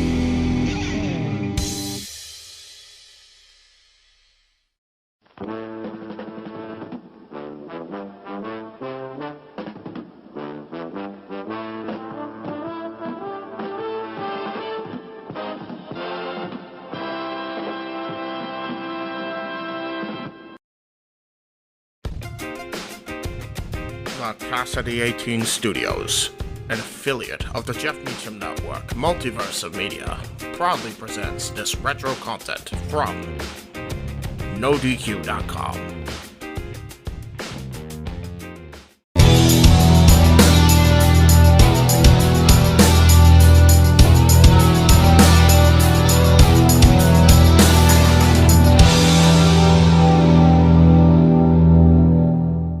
Welcome, No DQ Galaxy, and we are back for another edition of the No DQ Review, number 28.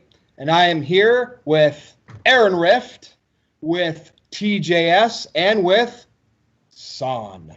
What's up, Son? Welcome aboard on the No DQ Review. It's great to be here, and of course, for you guys who don't know my trademark introduction, Son's short, basically, hey everybody, Son Goshoku here, and I'm ready to go ahead and break down this week in WWE. And I just want to also say to the No DQ Galaxy, thank you so much for all the wonderful feedback. It really is touching. I did not expect such a wonderful welcome feedback, so thank you guys so much. You guys rock for that. And awesome, and that's why you're here, to stifle the virtue hate. TJS, man, welcome back. What's up? Hey, guys. How's it? Yeah, in the bathroom, of course. And before we started this video, I just wanted to let you guys know that WWE is doing an all-women's pay-per-view October 28th. Over 50 women. Yeah, Stephanie McMahon announced it Monday. I don't know if you guys have heard. It's called WWE Evolution. It's gonna be groundbreaking and historic. Aaron, I thought I heard it 3 times. I thought I heard it, but I guess I wasn't sure. Thanks for reminding. Of course. I'm sure you'll hear it again before we're done doing this video. Probably so. So are you ready? Are you ready, TJS, to discuss some topics? Oh, I'm ready. I hope so. But before we start, Aaron Rift, how's it going? I'm doing wonderful. I'm stoked for this video. I'm stoked for SummerSlam. I'm stoked for All In Weekend, even though I'm actually going to be at a Foo Fighters concert on September 1st, so I will be probably not watching All In unless I watch part of it on my phone, which I might do. And then, of course, Did you say foo or food? Foo Fighters. Fighters. Okay. Sounded like you said food fighters. That sounds delicious. But, yeah, Foo Fighters on September 1st, and then we have Hell in a Cell. And then way out there in October, we have the groundbreaking, historic WWE Evolution pay-per-view. Oh, interesting. Well, but we're going to start the topics and covering wrestling like we do at NoDQ.com. And Aaron, you do this quite often these days we get deaths. And it sucks because some of us remember some of these performers more than others. Depends on how old they were. But this past week, Nikolai Volkov and Brian Christopher, Grandmaster Sexay. So we'll just go around the horn, and if you have any input on either one of them, if you remember them, obviously we have YouTube, so the WWE Network, so you might have caught them on there. I'm interested in anybody's thoughts, memories that you had from them. I personally liked them both. I was entertained by both. I met Brian Christopher at a couple indie shows before. The Nikolai Volkov thing, me starting watching wrestling in the 80s, it just takes me back to, wow, I'm getting older. This sucks. I hate this stuff. And we know Vader not too long ago as well. So, Aaron, I'm going to start with you. I know did you guys put a video up this past week? Yes. Okay, so it's reiteration for you, but you want to add anything extra to the NoDQ review about Nikolai or Grandmaster? Well, obviously, the Brian Christopher story is very tragic, and I'm wondering what's going to happen next because there is an investigation with this death, and Jerry Lawler said that there may be more than meets the eye, so I'm wondering what's going on here, if there might possibly be some sort of legal action towards the police officers. Maybe they did not look after him properly. Who knows? I'm really curious to see how that plays out, but yeah, the whole story is just really sad, and not much more else to say about it. People die. That's life. Tyler, I know you're fairly young, and Nikolai Volkov was before your time, but any thoughts on him? And I'm sure you have more to say about Brian Christopher since you grew up basically on the Attitude Era. Yeah, well, it's very sad to hear when anyone dies, and especially in pro wrestling. We've had Vader, like you guys said, and Brian Christopher now, and Nikolai Volkov, and even Brickhouse Brown, even though he was much before my time. But yeah, I've seen the YouTube videos of Volkov singing the Russian national anthem, drawing heat, back when it was, when it was okay to be not so PG, to draw heat that way, and everything wasn't so played out and everything. Back then, so the foreign heels weren't just getting cheap heat, it was actual heat. And with Brian Christopher, it was very, very tragic. He was young, and it was Jerry Lawler's son, and I just think back to the Too Cool days and all of his dance moves and everything.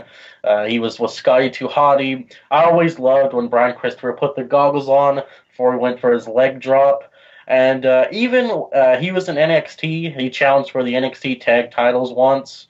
And, it's just all very tragic. I didn't really like Brian Christopher's last appearance in WWE when he was brought back. It's very sad to hear. And like you said, Jerry Lawler said there might be more than meets the eye. So I don't want to speculate, but we don't know what's going to happen.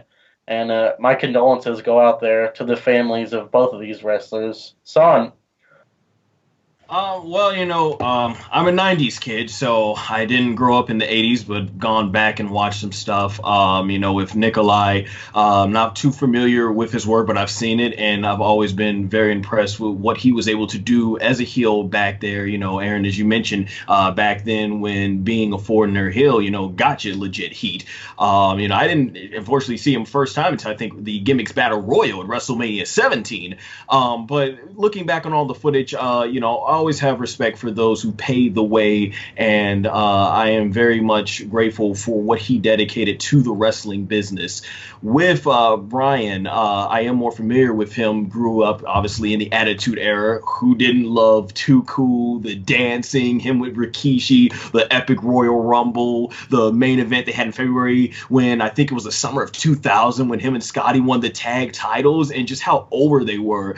And I do remember when they brought him back in the storyline with Michael Cole, and I think that may have been the last time we saw him and his father on WWE Scream. So, kind of depressing that that's exactly where it's going to end that. But I also remember on the old school Raw when they brought him and Rikishi and Scotty 2 Cool back, and we got to see one more time, and it sucks that we were not going to get to see that. It's really unfortunate to hear that he took his own life. And I wish he would have been able to, whatever demons he was facing, I wish he would have been able to conquer those.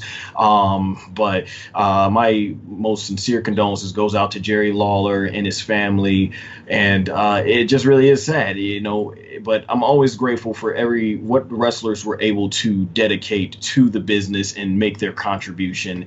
And may they both rest in peace. Along with the others, we had 2 more deaths. So for everyone who contribute to wrestling, may they rest in peace, and condolences and love to the family.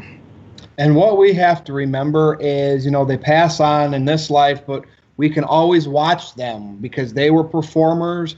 There's videos, there's the internet, and we can go back. And for the people that never saw Nikolai Volkov, you can check him out and see how the Jinder Mahal type experiment didn't work today, but how it worked back then. Especially, you had the Bolsheviks, but especially with Iron Sheik and Nikolai. I mean, that to me, dynamic, just a dynamic heel. And again, yes, they played off that now cliche foreign heel gimmick, but it worked so well, and maybe because we had the Hogans and guys like that and the Ultimate Warriors that, you know, they went against. But as for Brian Christopher, you know, it's to me, it reminded me of he was the Attitude Era, just, you know, in the Attitude Era just beyond when wrestling, Aaron, website hits were up, right? It was a great time. And if anything, it just sucks that in wrestling, in the business, and Vito's attested to this on our videos before. It's hard. You get demons. You get injuries. You never know, and you get lonely when you lose that fame, right. And it sucks. And I'm interested to see exactly what happened with his death, with his investigation, but it doesn't change anything. And you know, like I said, I've seen him in a couple indie shows in the past 18 months, and then this happens. So rest in peace. And I don't like this news, and I don't want to have any more wrestlers pass away. But let's move on. You know, we got to get that out of the way. You know, I know it just seems so like we talk about this once a month now with the wrestler passing away. Paul Heyman on Raw. I loved this performance. I know Raw, Aaron, you gave it a D. Heyman has been pretty cliche with Brock Lesnar for the last several years. He comes out and cuts the same promo. But did we not get a thread? Brock, whether he was there for the whole show or those were pre-tapes or not, we know he showed up at the end. They had him and Heyman interacting the whole show. Kurt Angle was sprinkled in there, and we got a payoff at the end. So I'm going to start with you, Tyler. What's next for Heyman and Lesnar? As we're getting into SummerSlam, and we've talked about this before, it seems like it's time that they're going to take the title, the Universal title, off of Lesnar, although just when we thought they were going to do that, they kept it on him. What is next for Heyman and Lesnar? I'm interested in everyone's opinion here, because is their dynamic getting old? TJS. Well, I can tell you what I want to happen, which is I want Heyman to turn on Brock and say, Brock, you want to put your hands on me? I was the reason that you held the Universal title for so long. I talked to management and made it to where you only had to defend the title every so often. They could play that into the story and say that Brock's just a big dumb brute, and that Roman is actually the future because Roman's a lot younger and Brock's beat up and whatnot, and he doesn't care about WWE. And you could do the perfect Roman heel turn, but that's not going to happen. What's going to happen is that Brock might apologize to Heyman next week, say that he got out of hand, or, he was angry. Either that or it's just going to be a big troll job. Heyman's going to laugh in our face, and then Roman's going to beat Brock. I have a feeling. And that's just the same old played out stuff. But I did enjoy that we got the whole show to have a story. Like Virtue said, the thread. There was, in the beginning, Heyman said that Brock will come out what he wants. Throughout the show, we got snippets of Brock. At the end, Brock came out, and we got the payoff. Like Virtue said, it's not hard to build stories, but WWE doesn't want to do that, apparently. Son, what'd you think about what happened Monday? All right, so this segment, first of all, after years of us seeing that Homer Simpson meme sitting on the couch with Brock Lesnar's face photoshopped on it with the Universal title, I was like, yes, WWE finally gave us that visual. And I was cracking up at it. And yeah, they booked it this way through the whole entire show.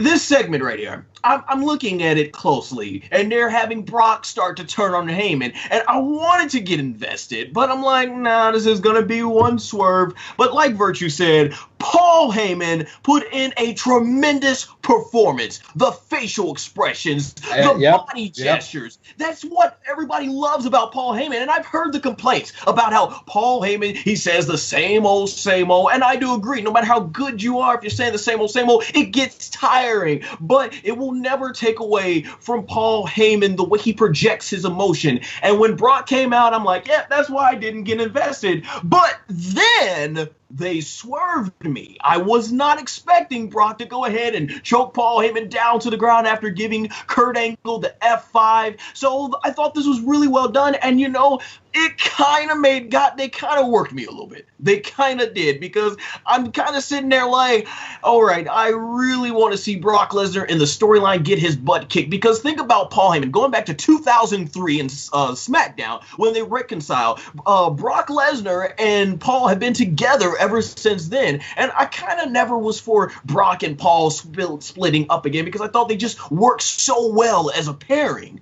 But then when you get to this moment, it's like, everything that Paul Heyman has done over the years to Brock Lesnar, and this is how Brock repays him. So I kind of got sucked in a little bit, but what stops me from fully investing is knowing exactly what they're trying to do. They're trying to use Roman Reigns to get everybody behind him, and I was shocked. You had the crowd chanting, we want Roman, we want Roman. I was like, well, it worked, but it's probably just going to be just like it was at the Royal Rumble. Like, they cheered Roman when he won the title the second time, but then come the Royal Rumble 2016, they're booing him. So it's clear what they're doing. It's almost like WWE wants to give the fans what they want to see, but they're doing it through Roman. Like I was mentioning off screen last week about Kurt Angle. We missed a Kurt Angle that wasn't afraid to stand up to anybody. And when you have Roman going there talking about all the things that Kurt Angle should do, you're an Olympic gold medalist and all this stuff. That's what the fans want to see with Kurt Angle. So it's like I can't really get invested because I know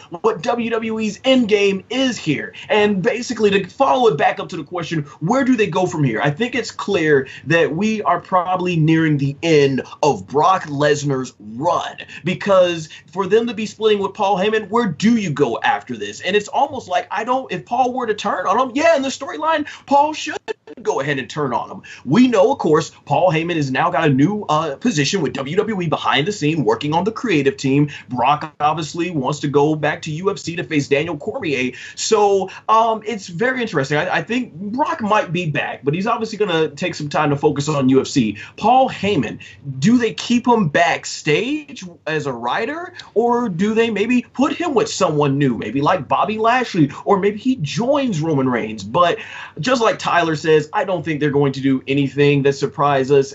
Honestly, with this whole storyline, I feel like Roman's going to beat Brock Lesnar, and then they're going to go back and do the same storyline they've done with Daniel Bryan at SummerSlam, the same storyline that they've done with Roman at Survivor Series, have probably Kevin Owens win the title by some sort of, not definitive way, and he's going to cash in, win the title, and it's going to be Kevin Owens with a title reign all fall, and we're back to Roman and Kevin Owens, which I think they feud all through the fall in 2016, 2 years ago, and I want to see the sadistic Kevin Owens back, not the cowardly Kevin Owens. So, son, you said Kevin Owens, and I'm going to pass it on to Aaron. Yeah, we go right to Kevin Owens. What if, everybody says, will Heyman stick on TV with Lesnar gone? He might just disappear backstage, which I'm totally fine with if he's helping creative. Maybe that's why we got an actual 3-hour thread. Maybe Heyman had a little bit of influence with that. Right. Could Heyman pair up with, everybody says Roman, but come on, Roman's not going to turn heel. Heyman is not a good guy manager. Could Heyman go to a turning Braun Strowman or to Kevin Owens?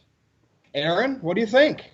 Well, that's certainly a possibility, but like you guys pointed out, the problem is that there's just not much confidence in the creative team for them to really follow through and give us a compelling storyline with Paul Heyman. Now, in my opinion, in a perfect world, we would have Paul Heyman turn against Brock Lesnar and have a new guy that he represents, kind of like the old lion, young lion story where Brock Lesnar becomes the old lion. Paul Heyman, the greedy bastard that he is, aligns himself with the young lion, and then you have Brock Lesnar feud with that new Paul Heyman guy. And that would be the big feud heading into WrestleMania. But of course, it's looking like Brock Lesnar's leaving after SummerSlam. Maybe he'll stick around. Maybe we'll get swerved again. But how many times is Roman going to lose to Lesnar? I think exactly. I'm thinking the worst case scenario, and that's the problem here. I have my expectations so low that if they actually do something a little bit different, I'll be happy with it. But I'm thinking Roman Reigns wins the title, and I'm not even expecting a cash-in at this point. I think WWE is just going to have Reigns win. People might get their hopes up and stick around, not leave the building because they think, well, maybe there'll be a cash-in, and then there's no cash-in, and Reigns ends the pay-per-view as champion. Everyone's pissed off, but it's just business as usual. That's my prediction at this time. I know we have the predictions video coming up soon, but right now I'm thinking that it's going to be Reigns winning. Paul Heyman, what's next for him if Lesnar leaves? I would like to see him stay on television. I think he is a great television performer, and if I have criticized Heyman, it's because of the lines that he's given. He goes out there and says the same thing every week. It's nothing against him. He is fantastic, and when he's given even decent material, I think he can make it great. Paul Heyman is definitely one of the best talkers in WWE, in any era for that matter. Definitely one of the best Virtue.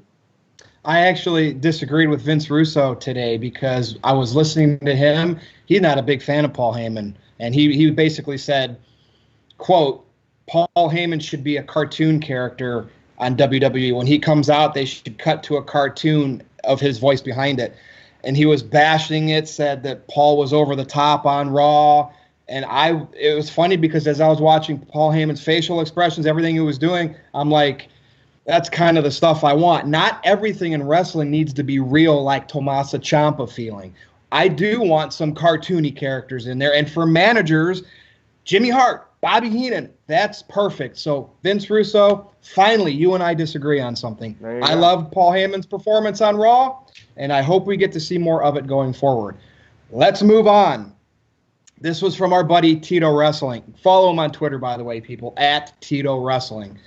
So with soaring WWE stock prices, $80+ a share, their financial success recently with the Fox Network, the USA Network, stadium events in big countries, could they be, this is his question, could they be more successful if they had better top stars? In particular, I know where he was going with this, a better top star, referring to Roman Reigns.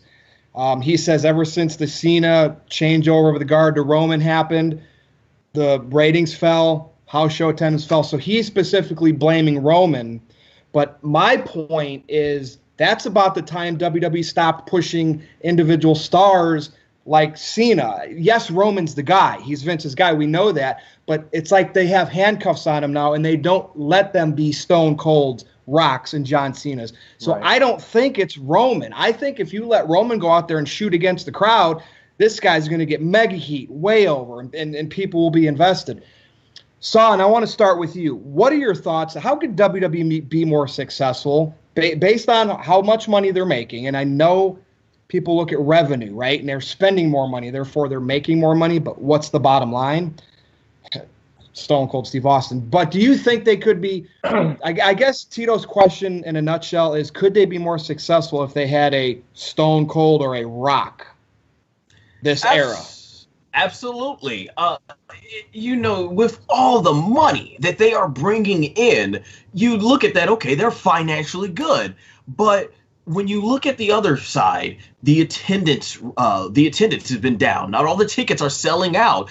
They just got their lowest ratings. That means people are turning out from the product. It's really coming down to the most hardcore of hardcore fans, it seems, that's watching. The merchandise sales are always going to be good. So when you look at it, WWE's in an interesting position right now where basically due to all the money that they're getting from the Saudi deal, the Fox deal, and I think the NBC Universal deal, they've got the money, but meanwhile, it seems when you look at the audience, it's declining. So imagine... Now, this is where I do my moderator part, and you'll continue here in a second.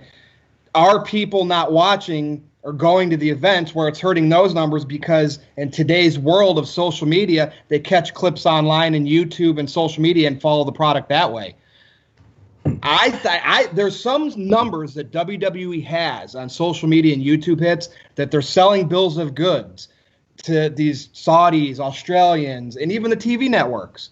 You know what I mean? Because just say 3 million people watch Raw or 2 million people watch SmackDown. If SmackDown and Raw are being talked about on social media with more people looking at that executives are seeing those numbers. Go ahead. I think that's affecting it, Son. Do you? I think a little bit. It definitely is a lot easier to catch it. Like, for one, thanks, Aaron, I found Sling TV. So, I don't have cable. I watch it on Sling TV. So there is a lot of that going around. But I feel there's other shows that have gotten big ratings like The Walking Dead. And I feel like people are just going to go ahead and watch it. And in my experience in talking to some people, casual fans, I've seen a lot of people say, I don't want to watch it. It's so predictable. It's not like it used to be. I'll use a quick example too. Asuka. There were 2 girls on my Facebook, and they were artists, and they're very much into Japanese culture, and they saw clips of Asuka, and they were like, wow, I might want to start watching wrestling. That's when I'm like, they've got something with Asuka. But of course, you see what they've done with Asuka now, and that's where I'm kind of thinking, if they let these superstars, as you were saying, Virtue, if they let these superstars go ahead and cut the promos, let it shoot from the heart, give them bullet points, but shoot from the heart, I feel like we could relate to them much more. I feel like, if they made storylines, much more, more serious, like, let us know who these characters are. You get more invested into it. But when you're just doing these long matches on Raw, just match, and then you're doing stuff where they're trying to force feed it with Roman Reigns, that's basically where I feel like that's what's turning people off from the product. So they've got the money, but I do think, yes, if they went ahead and they invested more into letting these superstars be free. I've always told my friends that I don't want the Attitude Era back, but I want the excitement of the Attitude Era back. Bring back the excitement, the feeling that you got when you were watching an Attitude Era show, and just watch the people grow, watch the audience grow, and I think they would make more money. So I hope that answers the question. The unpredictability of the Attitude Era. Right. All right, TJS, what's your thoughts on all this, man? Well, I feel like WWE doesn't really need that Rock or Austin star because people don't really go to shows for the superstars anymore. They go because it's WWE. If you look at the Saudi Arabia show, they just had families there and everything. But and you look at the live event attendance, yeah, it's down. But WWE doesn't care about that. They're making the big bucks with the Fox deal and the Greatest Royal Rumble. And because I looked at it, and I think that they made like twice the amount of money that they did on the Greatest Royal Rumble than they did WrestleMania. And they've got another Saudi Arabia show coming up. So WWE doesn't really care about the house show attendance because house shows don't typically sell it anyway. So they just see those low attendance numbers. They don't care. As long as they're getting their network subscriptions, they're getting their house show or their YouTube clips, which they just reached 30 million subscribers on YouTube. They're getting all kinds of views. They have billions of views, and that's monetized too. So they're getting money from that. They've got the Fox deal, like I said. The USA Network is still going to be paying for Raw. They're just drowning in money, and I don't think they really need like a top star or anything. Aaron, what do you think? Well, yeah, I think that if you had a new Austin or Rock, business would go up. You would have more people watching, potentially more network subscribers and all that. But the fact is, the WWE brand is perhaps the strongest it's ever been, and they have other ways of making money. It's not all about pay-per-view buy rates anymore and house show attendance and live events. They're making money in all sorts of different avenues, and I think because they cleaned up the product, that also helped strengthen the brand. You know, like Sun said, we need just that excitement of the Attitude Era, not necessarily the really offensive and edgy storylines. I mean, an edge is a good thing, but you need a balance, I think. And with WWE, you know, they really cleaned up their act, and it made the brand more appealing to people like Fox and other advertisers out there, because during the Attitude Era they were doing huge numbers, but a lot of advertisers did not want to spend money on WWE, and the advertising rates were not as good as other shows that actually did fewer viewers than WWE. Now WWE viewership is down, but WWE as a brand is overall stronger, and advertisers are more willing to spend money on WWE, and that's why Fox can make a big offer for WWE programming. So it is a different era now, and it's not exactly the same, but I feel there's always a way for WWE to gain more popularity by creating more captivating television and making new stars. They're going with Roman Reigns as their guy, and it is what it is, and we just got to either go along with the ride or get off the ride, whatever we choose. Yeah, and I don't pinpoint it on superstars not delivering, because it's almost like management is not allowing Roman Reigns, Braun Strowman to become bigger than WWE, like Stone Cold kind of did, like The Rock definitely did, like Hogan, like John Cena. Because what happens, they can do things outside of WWE, and WWE becomes secondary, and that pisses Vince off. And Vince likes to control his talent. And again, it's creative and management that's keeping their product like it is. I don't think it's Roman failing. Because if Roman was able to go out there and Strowman and any of these guys that are the new generation, and they tried to no handcuffs and be anything they could be, and they were bad at it, I would be singing a different tune, Mr. Tito. I would say Roman's a failure. But I don't know that. I don't know that, because I'm not going to hold it against him by what they give him, because that's all we know. So good, man. We got to move on from this one. But moving on, this was something very interesting that happened. I don't know if we really talked about it last week. Randy Orton and his recent heel turn with Jeff Hardy. I mean, you know, the whole finger in the ear hole thing. I guess I want to ask this question, and Aaron, I'll start with you, because to me, his recent heel actions, heel turn, is what I miss in wrestling. And I know with WWE's PG product, they usually don't get too risque like that. Right. You can say to an extent Ciampa and NXT as well, but that's a niche fan base down there. But is this an appropriate way, especially today, to generate heat? Aaron Rift, have at it. I want to see him do more, but yeah, like I said before, WWE has to be careful about the sponsors and advertisers. I don't think what Orton did on SmackDown was all that extreme compared to some of the things we have seen in the past. I mean, go back and watch some stuff from Triple H during the Attitude Era with the sledgehammer hitting somebody in the head with it and busting them open. Orton is doing some pretty serious stuff to Jeff Hardy with those beatdowns, but I've definitely seen things more extreme over the years and more intense. But overall, I think that he's doing a great job, and I would like to see him do more and push the envelope even a little bit more. But what was that tweet you retweeted or something? Somebody said something. Was that real? The night that, or just this past Tuesday? Yeah, apparently somebody was really upset because their kids were watching, and they got upset about Jeff Hardy getting beat up. But come on now. I mean, that's awesome. I love it. Has WWE gotten... That's how it should be. That's how it should be. Right. Has WWE gotten that soft now that people are just conditioned to, very family-friendly show, and then when they see something that is a little extreme, they freak out about it. WWE is not a kid's show. I mean, it is, but it's guys going in the ring and beating each other up. It's physical violence. It's simulated violence. And, if you're going to have your kid watch it, I think you need to let them know, hey, these guys are friends in real life, and, it's just like a movie. And sometimes they're going to hit hard. There might even be blood, and it's not real. It's just part of the show. It just depends on parents. They have to make the decision for their kids. But WWE, I want to see it with the envelope pushed a little bit more. I don't know if that's going to happen, but Randy Orton, hats off to him, and he seems to be really enjoying his role being a heel again. TJS, your thoughts on Orton, and if that segment was too extreme or if people are just making a big deal out of it for no good reason. Well, I saw the post that you shared about the whole mom getting upset, and I mean, think about if you take your kids to a horror movie. You take them to see Friday the 13th, and if they get scared, are they expecting Jason to come out and take his mask off and be like, oh, it's just a movie? No. Well, now, are we doing apples and oranges, though, Tyler? Rated R versus PG? Maybe that's what's making the parents upset? I don't know. I just feel like, it's like Aaron said, there's going to be violence in the show, and they're fighting each other. And, there's good guys and bad guys, which is how it should be. And I think that Orton's doing a good job.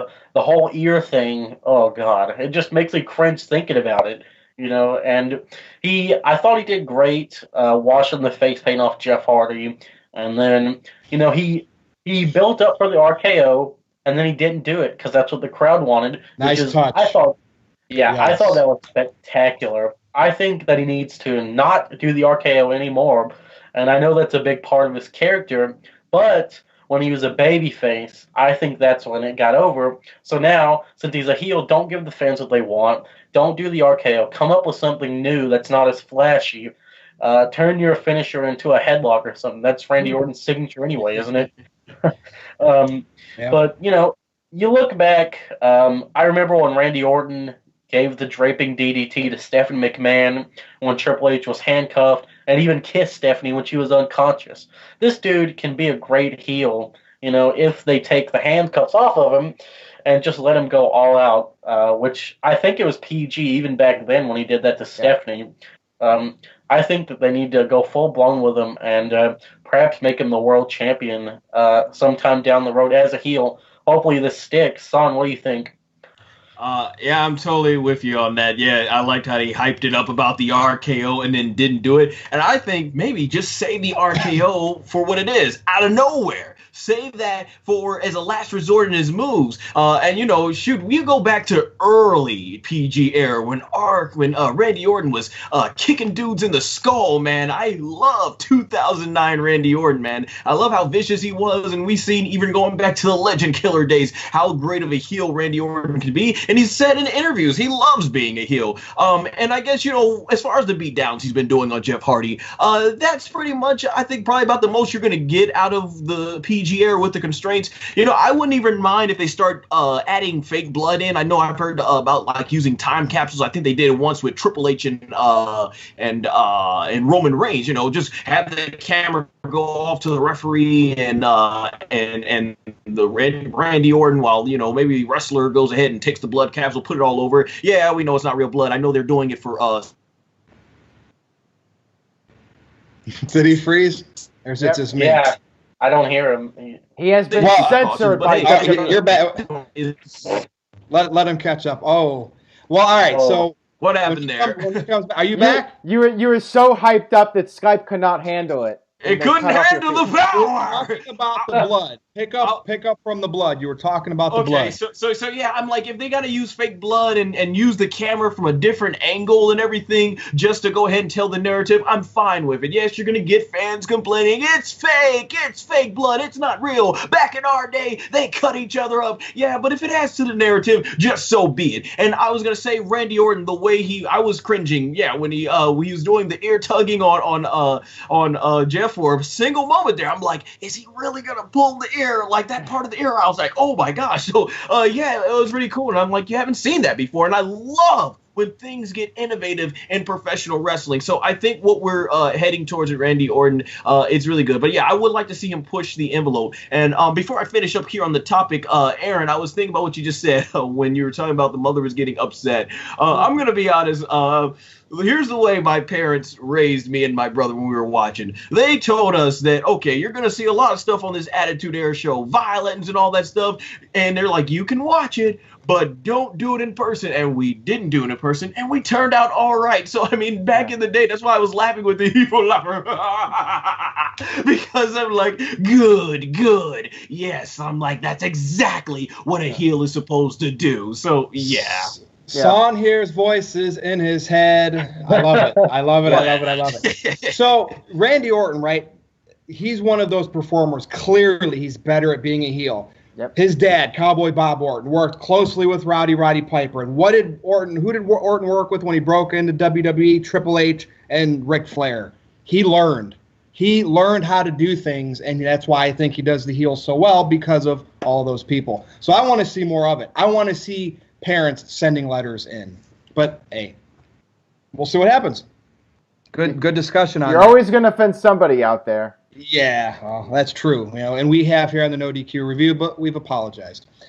Let's talk about Braun Strowman. I know we've done it before, but someone on Twitter asked, do you think Braun is too big for creative to handle? And that was such a perfect question, because I think it's true. If anything, if we've always agreed on something consistently on the No DQ review, it's WWE's creative decisions are sometimes, a lot of times. So, Aaron, let me start with you. Is Braun too big for creative to handle? Or do you think when they come up with something good for a guy like that, they're too afraid to pitch it to Vince? Well, you know what he reminds me of? He reminds me of The Undertaker in the 1990s, where The Undertaker was this huge star. He had a great gimmick, but WWE did not want to put him in the main events. It was Shawn Michaels. It was Bret Hart. Undertaker was feuding with guys like Giant Gonzalez and feuding with Yokozuna. Undertaker was never in the main events up until around 97 when he got back into the title picture, and they even made a storyline out of it. So it almost feels the same with Braun Strowman right now, where he's getting over to a large degree. The fans love him. He has everything Vince likes in a major star, but Roman Reigns is the guy they're going with right now, so they have to keep Strowman away from Roman Reigns right now. And because of that, yeah, it feels like he's kind of getting lost in the shuffle, even though he's one of their top stars, and he could be the top star in the company. He could be the guy carrying things, but right now the focus is still on Roman Reigns. Will that change after SummerSlam? Will Strowman feud with Reigns again? We'll have to wait and see. TJ, yes, your thoughts on the situation? I don't understand why Strowman isn't the Universal Champion. I mean, this guy has been on such a roll since he got out of his feud with Roman, and he really established himself after he beat Roman Reigns. And then he wins a 50-man Royal Rumble, okay? And then he wins at WrestleMania. He wins the tag titles basically by himself. And then he wins Money in the Bank. So the guy's got the size that Vince likes. He can talk. He has this catchphrase. He's over with the fans. So why isn't this guy the champ? I don't get it. You look at Roman Reigns, who's been getting booed for 3 years, and Strowman is just so over, and he's got everything that Vince wants. He's Vince's dream superstar, I dare say. And for some reason, he's in a mid-card feud with Kevin Owens, and it feels like it's a comedy feud. I don't understand. I'm not sure where they're going with Braun. I have a feeling that he's going to lose his briefcase, and then I guess Owens is going to win the title, but what happens then? Where does Strowman go from there? Does he get traded to SmackDown? Who on SmackDown is worth Braun Strowman in a trade? I don't understand. He's done pretty much everything on Raw except win the World Championship, so I don't know what's going on. Son, what do you think? So when I take a look at Braun Strowman, just everything like you mentioned, ever since the feud with Roman, he's been on fire. They finally turned him babyface. To me, it feels like they're in the middle. They want to book him towards being the top guy, but that's where they want Roman. So we're like, we're not going to put you here. But we know and recognize your popularity, so we don't want to put you all the way down. And to be honest, they've booked him strong all year. They had him win the Greatest Royal Rumble. They booked him strong through the Money in the Bank build-up and had him actually win Money in the Bank. So they broke the status quo with that one. But it feels like they just want to keep Braun Strowman here because they want Roman to be their top guy, and they're like, we want Roman. Do you think they're afraid if they put Strowman there that the fans like the chase more and would end up getting sick of him once he's there? Because look at Roman. I'm just saying, do you think they think of things like that? I do.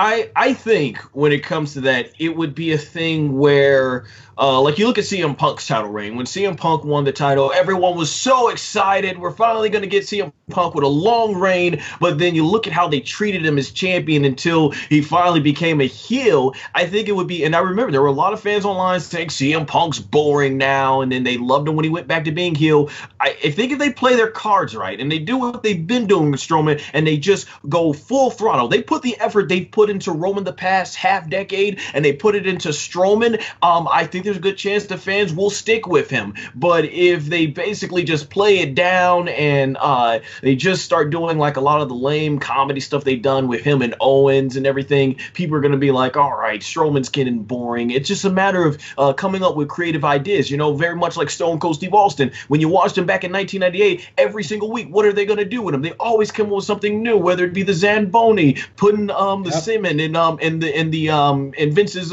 Corvette, always something new, the beer truck. So if you just keep coming up with creative ideas for Braun, I think that's going to work. And I feel like that's why Braun is a lot over than Roman Reigns, even with a casual fan, because you look at what they've done with Roman all year, getting beat by Brock, but then look at all these cool stuff Braun's doing with trucks and everything. So if they can keep it innovative, yes, I think they can keep the fans on Braun's side. But if they just, I think, keep going down this route, fans are going to be like, oh, I see what's going on here. Boo, Braun. Yep, and I've been a proponent of Braun. Everybody knows that, oh, you're the Roman Reigns guy on NoDQ. If I had a choice, I would push Braun over Roman as a babyface because I see how the fans are accepting him. And you know what? That Roman and Braun feud got Braun to the show. So if anything, that proves that even if it's the hate towards Roman, he's good at getting guys over. Because, well, they got chemistry. Yeah, and again, but after that, they just kind of flatline Braun. But I would like to see Braun as the guy, right? Even at the expense of Roman not being the guy. I would, that would be my number one choice if I was a writer pitching to Vince McMahon without fear of losing my job. So I think he's earned it. So raw. Do one for us, son. Do a Braun intro. Can you do one? That's about nice. Money, Money, and not Carmella. Let's go to SmackDown briefly. Aaron, I want to call you out on something here. You like Samoa Joe's recent promos, and so I question it to a point that he cut a promo on SmackDown with about AJ, brought the personal and the family in there. Okay, whether he did that naturally, I'm sure he was directed to do that. You said he's doing some of the best promo work in the company. I don't even think he's close to The Miz right now. So, Aaron, defend Joe's promos. I'm just not feeling it. I know we had this issue last year with Usos, that you love the Uso promos, and it took me a while to buy into it. Right. Maybe I haven't heard Joe enough. And by the way, I do like the screaming, because that's old school. Yeah. I do like the screaming. But there's just something still not clicking to me to call Joe's promos great. What are you seeing, maybe that I'm not? Well, I find the guy scary. So when he's out there talking, he's intense as hell, and the facial expressions, the look in his eyes. Joe is a terrifying heel as far as I'm concerned. If I'm a kid watching this, I'm creeped out by the guy. I think Joe has great delivery. I think he has great facial expressions. And I know you brought up what was the word he was saying over and over again? You see, yeah. So, but it's like if you ever took a speech class and you do and it's hard to get rid of cadences like that. So right. But the thing is, I don't have a problem with that, and I didn't even notice it until you brought it up. I think it's okay to throw out an or a or just a stall when you're cutting a promo, because it gives it a little bit more of a realistic feel to it. When every single word is perfect, every single line is perfect, then it feels too scripted. So I like when they flub their lines a little bit, just because it gives it a little bit more of a realistic feel. I just think Joe, as a top heel on SmackDown, he hit all the notes he needed to hit. He made it personal with AJ, and he was doing what a villain would do, take shots at AJ's family and make it personal. And I just thought his delivery was really well done. TJS, your thoughts on Joe's promo, and do you think Miz is better than him? Well, I think it's really hard to say. I think Samoa Joe's incredible, but at the same time, I think Miz is awesome too, because Miz, I don't know, I just feel like Samoa Joe. You get intimidated by this guy because he's screaming. This guy put Brock Lesnar to sleep on Raw once. You see him, he's just a badass, and you know that he can fight. Whereas when the Miz is talking, you're not afraid of the Miz like you are Joe. I think the Miz's best promo was on Talking Smack, and I think that was great. But other than that, I think the Miz is overrated on the mic. I think that he's fine. I think he's good, but I don't. Some Now, see, I don't think he's overrated. I think Miz is good at a different type of heel promo than Samoa Joe. Samoa Joe is doing a main event type promo. Miz tends to be more like a mid-carder when it comes to his promos. He cuts the promos with the idea that you want to see somebody kick his ass. Miz is a trash talker. Joe is just a guy who is scary and will just be a ruthless son of a bitch that will say whatever it takes to get under somebody's skin. With the Miz, he's just a trash talker. He just runs his mouth, but it's that kind of promo where he's writing a check that his ass cannot cash. Yeah, I mean, their characters are just so vastly different. I guess I don't think Miz is overrated on the mic. I guess that I'm just tired of seeing Miz TV. I wish they do something different with him.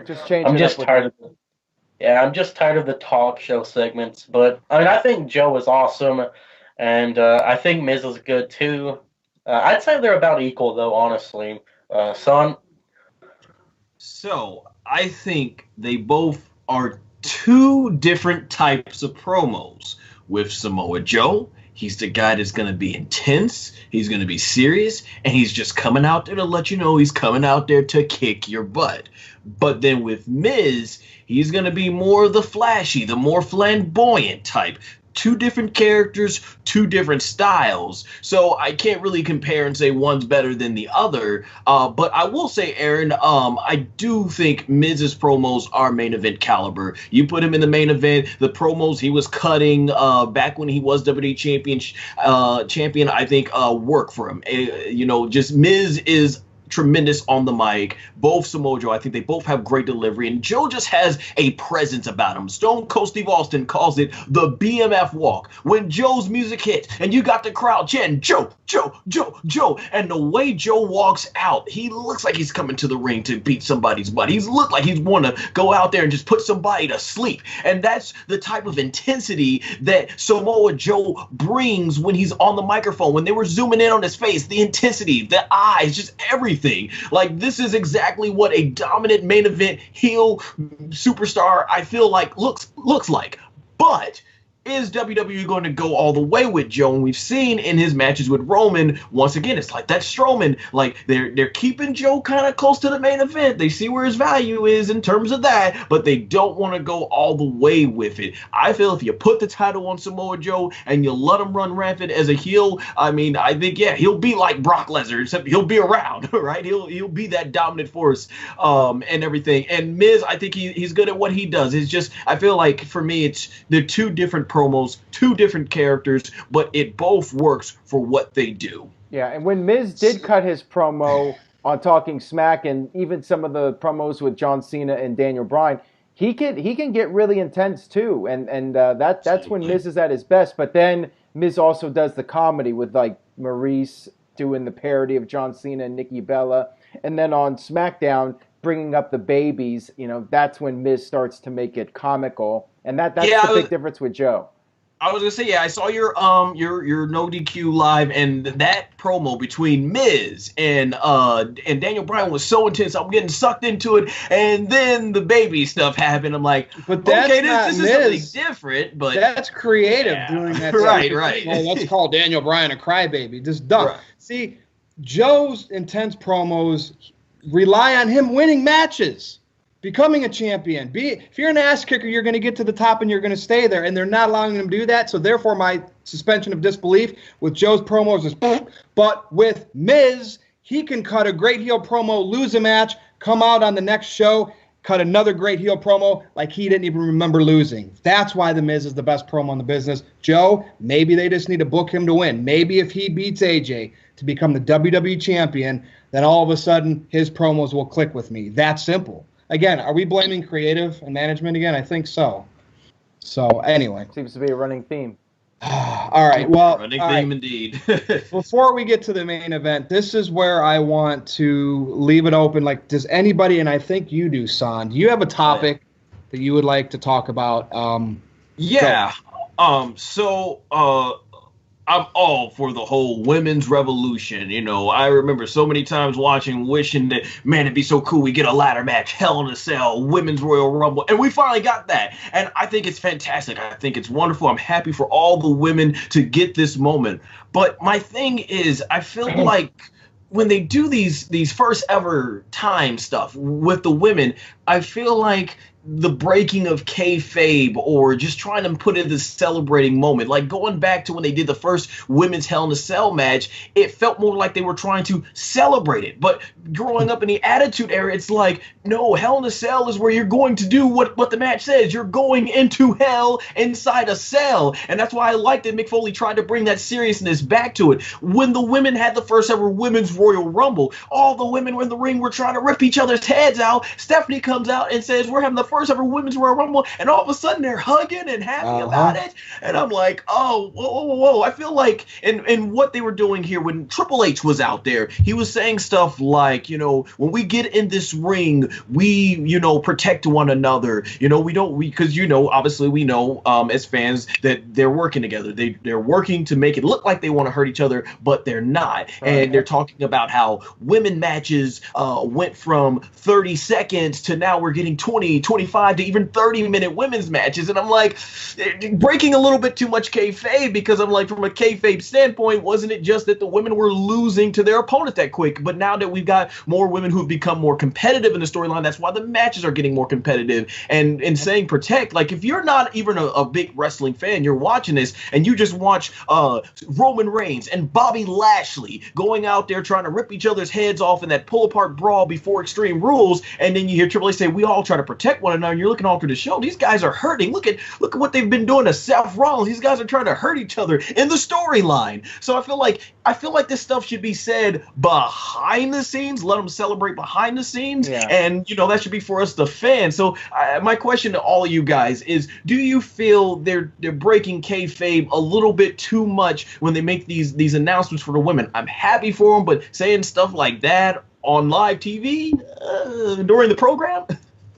Now, I'm completely with you on that. I think it's definitely taking a risk that people might start to lose interest in this women's revolution and might turn on it at the pay-per-view. I mean, I'm really curious to see how the fans react to that pay-per-view and how it plays out. And yeah, just in general, not just on WWE programming, but even social media, I don't think they should be breaking kayfabe as much as they do. But especially on television, I think they need to allow people the chance to suspend disbelief and not break character or not suggest that, oh, well, these people are really friends in real life.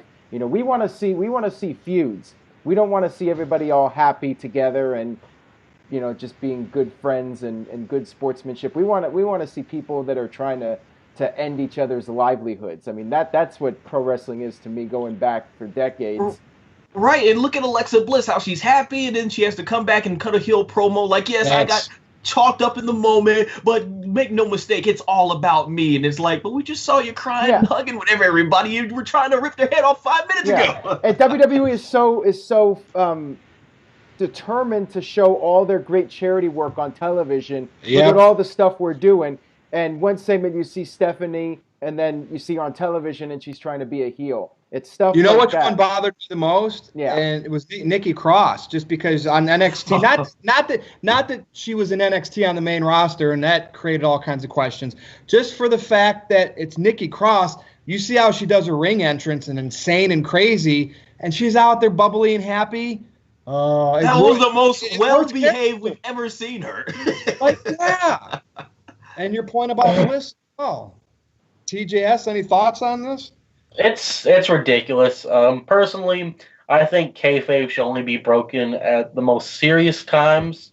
Like when Owen Hart passed away, they broke kayfabe for that. When Jerry Lawler had his heart attack, they broke kayfabe for that.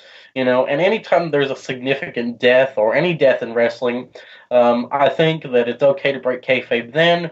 But for this history-making, groundbreaking paper, fine, I get it. You want to do the show, you can do that, but don't go on the flagship program with the top 3 authority figures of the company and say wrestling's fake. That's basically what they said.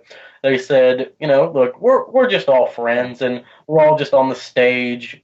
You know, they had rivals on the stage, like you guys said. The lunatic Nikki Cross was on the stage. They might as well just call Triple H Paul Levesque in that promo. They might as well just introduce him. That's a good point. That's exactly who he was in that segment. Yeah. That was a good point. There's another company that did that kind of stuff too. It was called WCW. And then, you know, they're talking about the 30-second matches turning to main events. Wasn't that Vince's doing? Like, wasn't it Vince's fault? Weren't they divas because of Vince and the creative team? So why are they acting like this is? I don't get it. I don't know. I feel like the only 2 people that keep kayfabe alive anymore are Tommaso Ciampa and Chris Jericho. I don't know.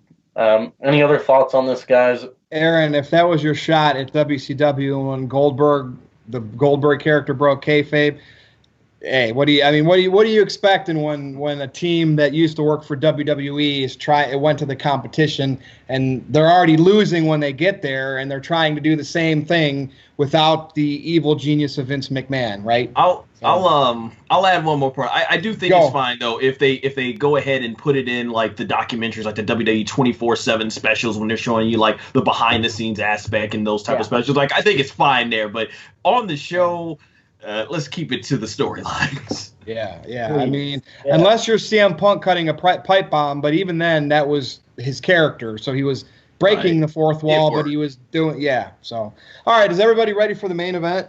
Give us a main event call, Son.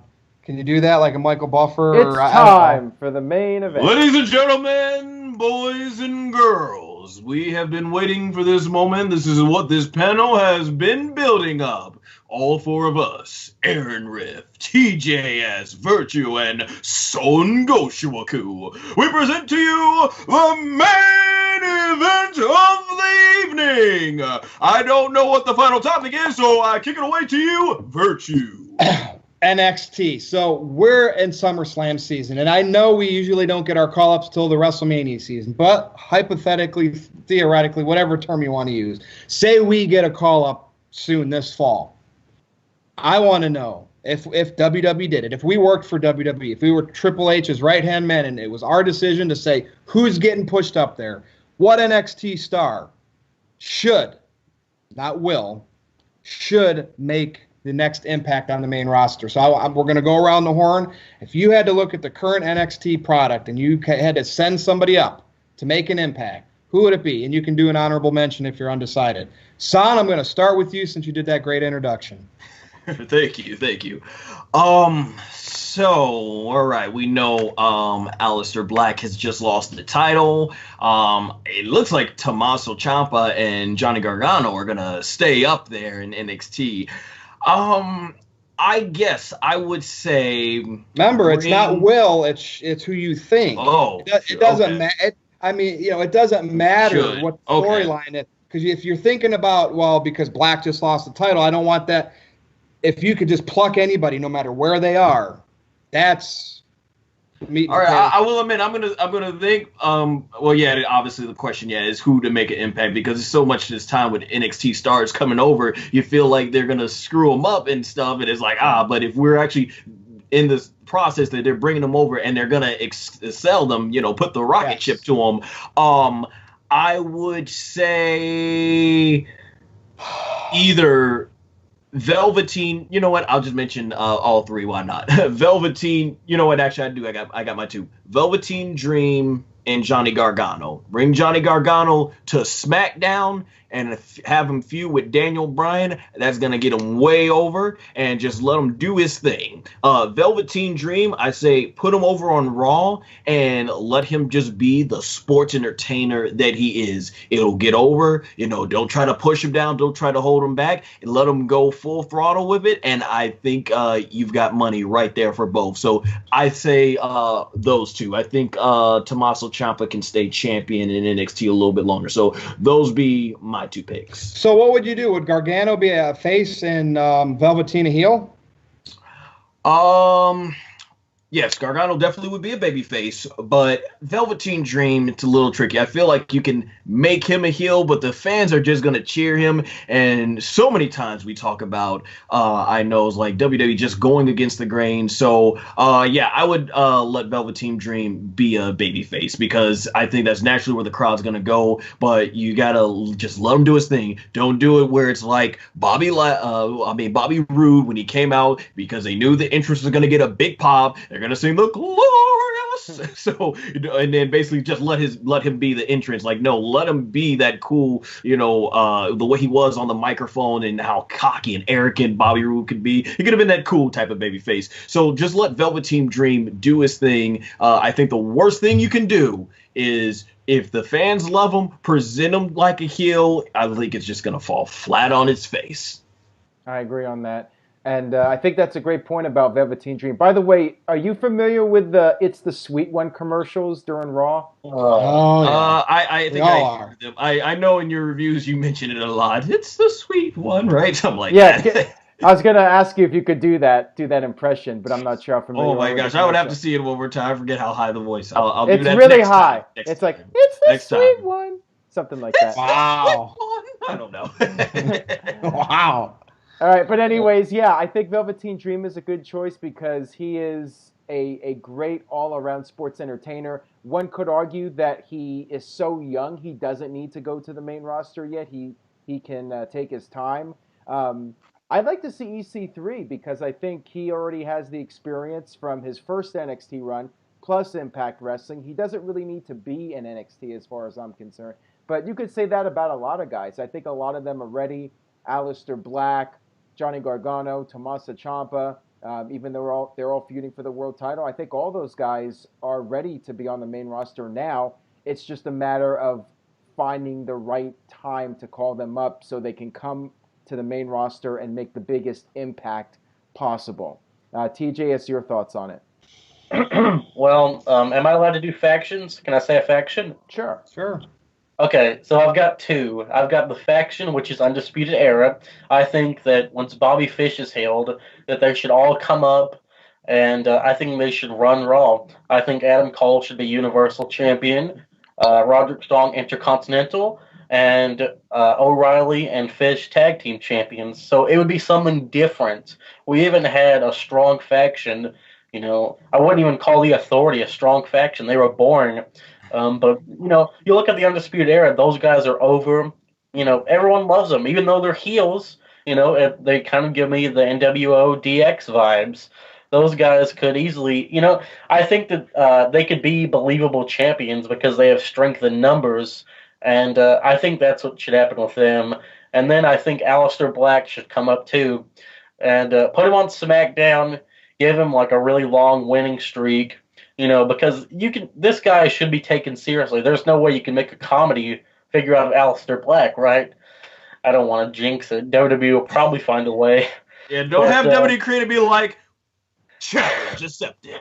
Yeah. Don't give him any ideas. Yeah, I mean, I think that you should build up Aleister Black maybe for a year or so.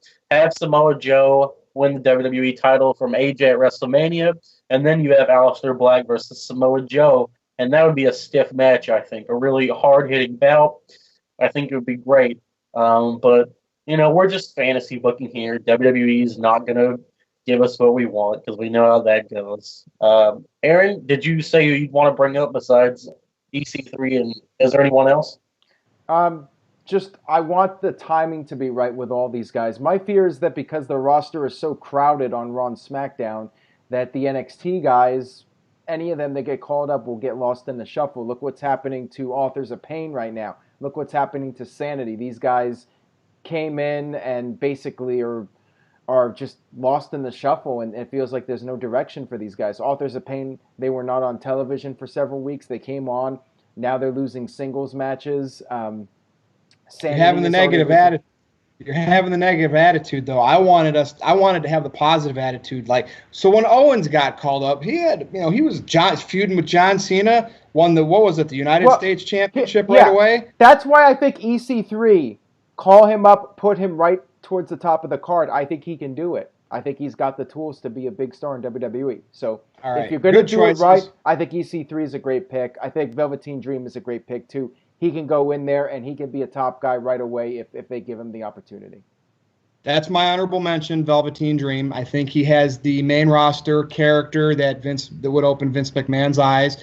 So therefore, I think that booking would be on his side, unlike a lot of other NXT stars that fizzled out or flatlined. So I had a very hard time not making Velveteen my number one pick because I'm thinking, if this could happen, TJS, you mentioned fantasy booking. Well, we're heading into SummerSlam. Have Tommaso Ciampa lose the NXT title to whoever, Aleister Black, Johnny Gargano, I don't know. Have Daniel Bryan beat The Miz, that feud ends, and that Tuesday on SmackDown, have Daniel Bryan get beat down by Tommaso Ciampa and have him get booed out of the building because we know it worked with Gargano. Well, Bryan's got 10 times the fan base as Gargano. Do it and push it hard and let that be a because think about it. Daniel Bryan, right, has been working somewhat soft to protect his head and all that. Have Ciampa make it dirty, even if it's safe. Make it look like he's going for the head. It could be epic. I want to see Ciampa. He's probably, maybe, the top heel in the game today. Can you name one better? Jericho? Yeah, that's a good point. But in WWE circle, though, Jericho, part-timer, we got to dismiss him. In full-time WWE circle, who? No, I don't think so. Nobody also as well, yeah. That heel heat. We experienced that heel heat live in Chicago at NXT TakeOver. Yep. And he won the match, too, didn't he? Sure did. Oh, there you go. All right. Good topics, everybody. But I think we'll call it a week. Son, thank you for joining the No DQ review, number 28. Thank you guys for having me. That breath of fresh air. So let's go around now. I'll start with you. Plugs, Twitter handles, T-shirts. I don't know. What do you got?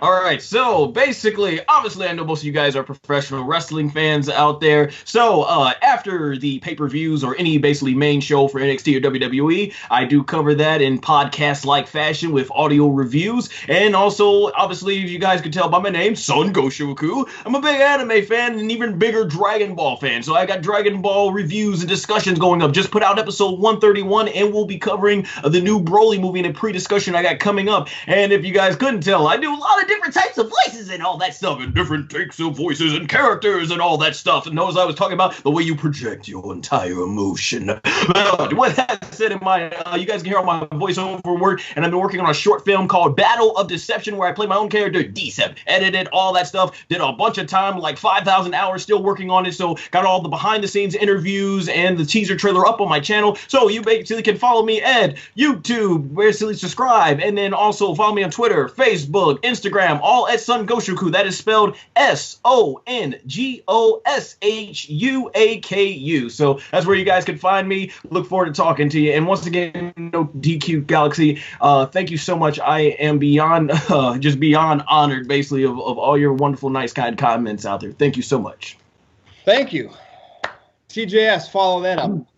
Well, hard to follow, I'll say. Well, you guys can go to NoDQ.com/shirts. I have a shirt there. You can get that wonderful NoDQ review shirt that Virtue's wearing, the great NoDQ debate shirt that Aaron's wearing. There's a great series of videos out there featuring Aaron, Virtue, and Stefan Osborne, who also has a shirt on Pro Wrestling Tees. And you can follow me on Twitter at NoDQ_TJS, as well as Instagram. And to get to my Facebook page, you can just type in NoDQ.com/TJS. I do polls, Sometimes I upload videos. Recently, I uploaded a video of it's a compilation of the times Roman Reigns has gotten championship matches despite losing big matches, which was on NoDQ.com. I went ahead and uploaded it to my Facebook. So you guys just check me out there. Aaron. August 30th, 8 p.m. Eastern, 5 p.m. Pacific. Call in. I will be doing a special 2-hour live stream. You guys can call in, give your thoughts on wrestling, any topic you have. It's my first ever 2-hour live stream, August 30th. It's a Thursday, 8 p.m. Eastern, 5 p.m. Pacific. And of course, until then, stay tuned to NoDQ.com for the very latest. Subscribe to the channel. Check out the other videos. Follow everybody. Follow TJS, NoDQ.com/TJS. Follow Sun. I'll make sure to post a link on the video description and in the comments. And leave a comment on the video. Let us know what you thought about the video today, what you agree with, what you disagree with, and all that good stuff. And that's all I got for this time. Virtue, you want to go ahead and wrap this up? I'll keep it short and sweet. Twitter, @NoDQ_Virtue. All my stuff will be there. You can go to Facebook, NoDQ.com/Virtue with a small V. So for San, for TJS, and for Aaron Rift, I'm Virtue. See you, NoDQ Galaxy.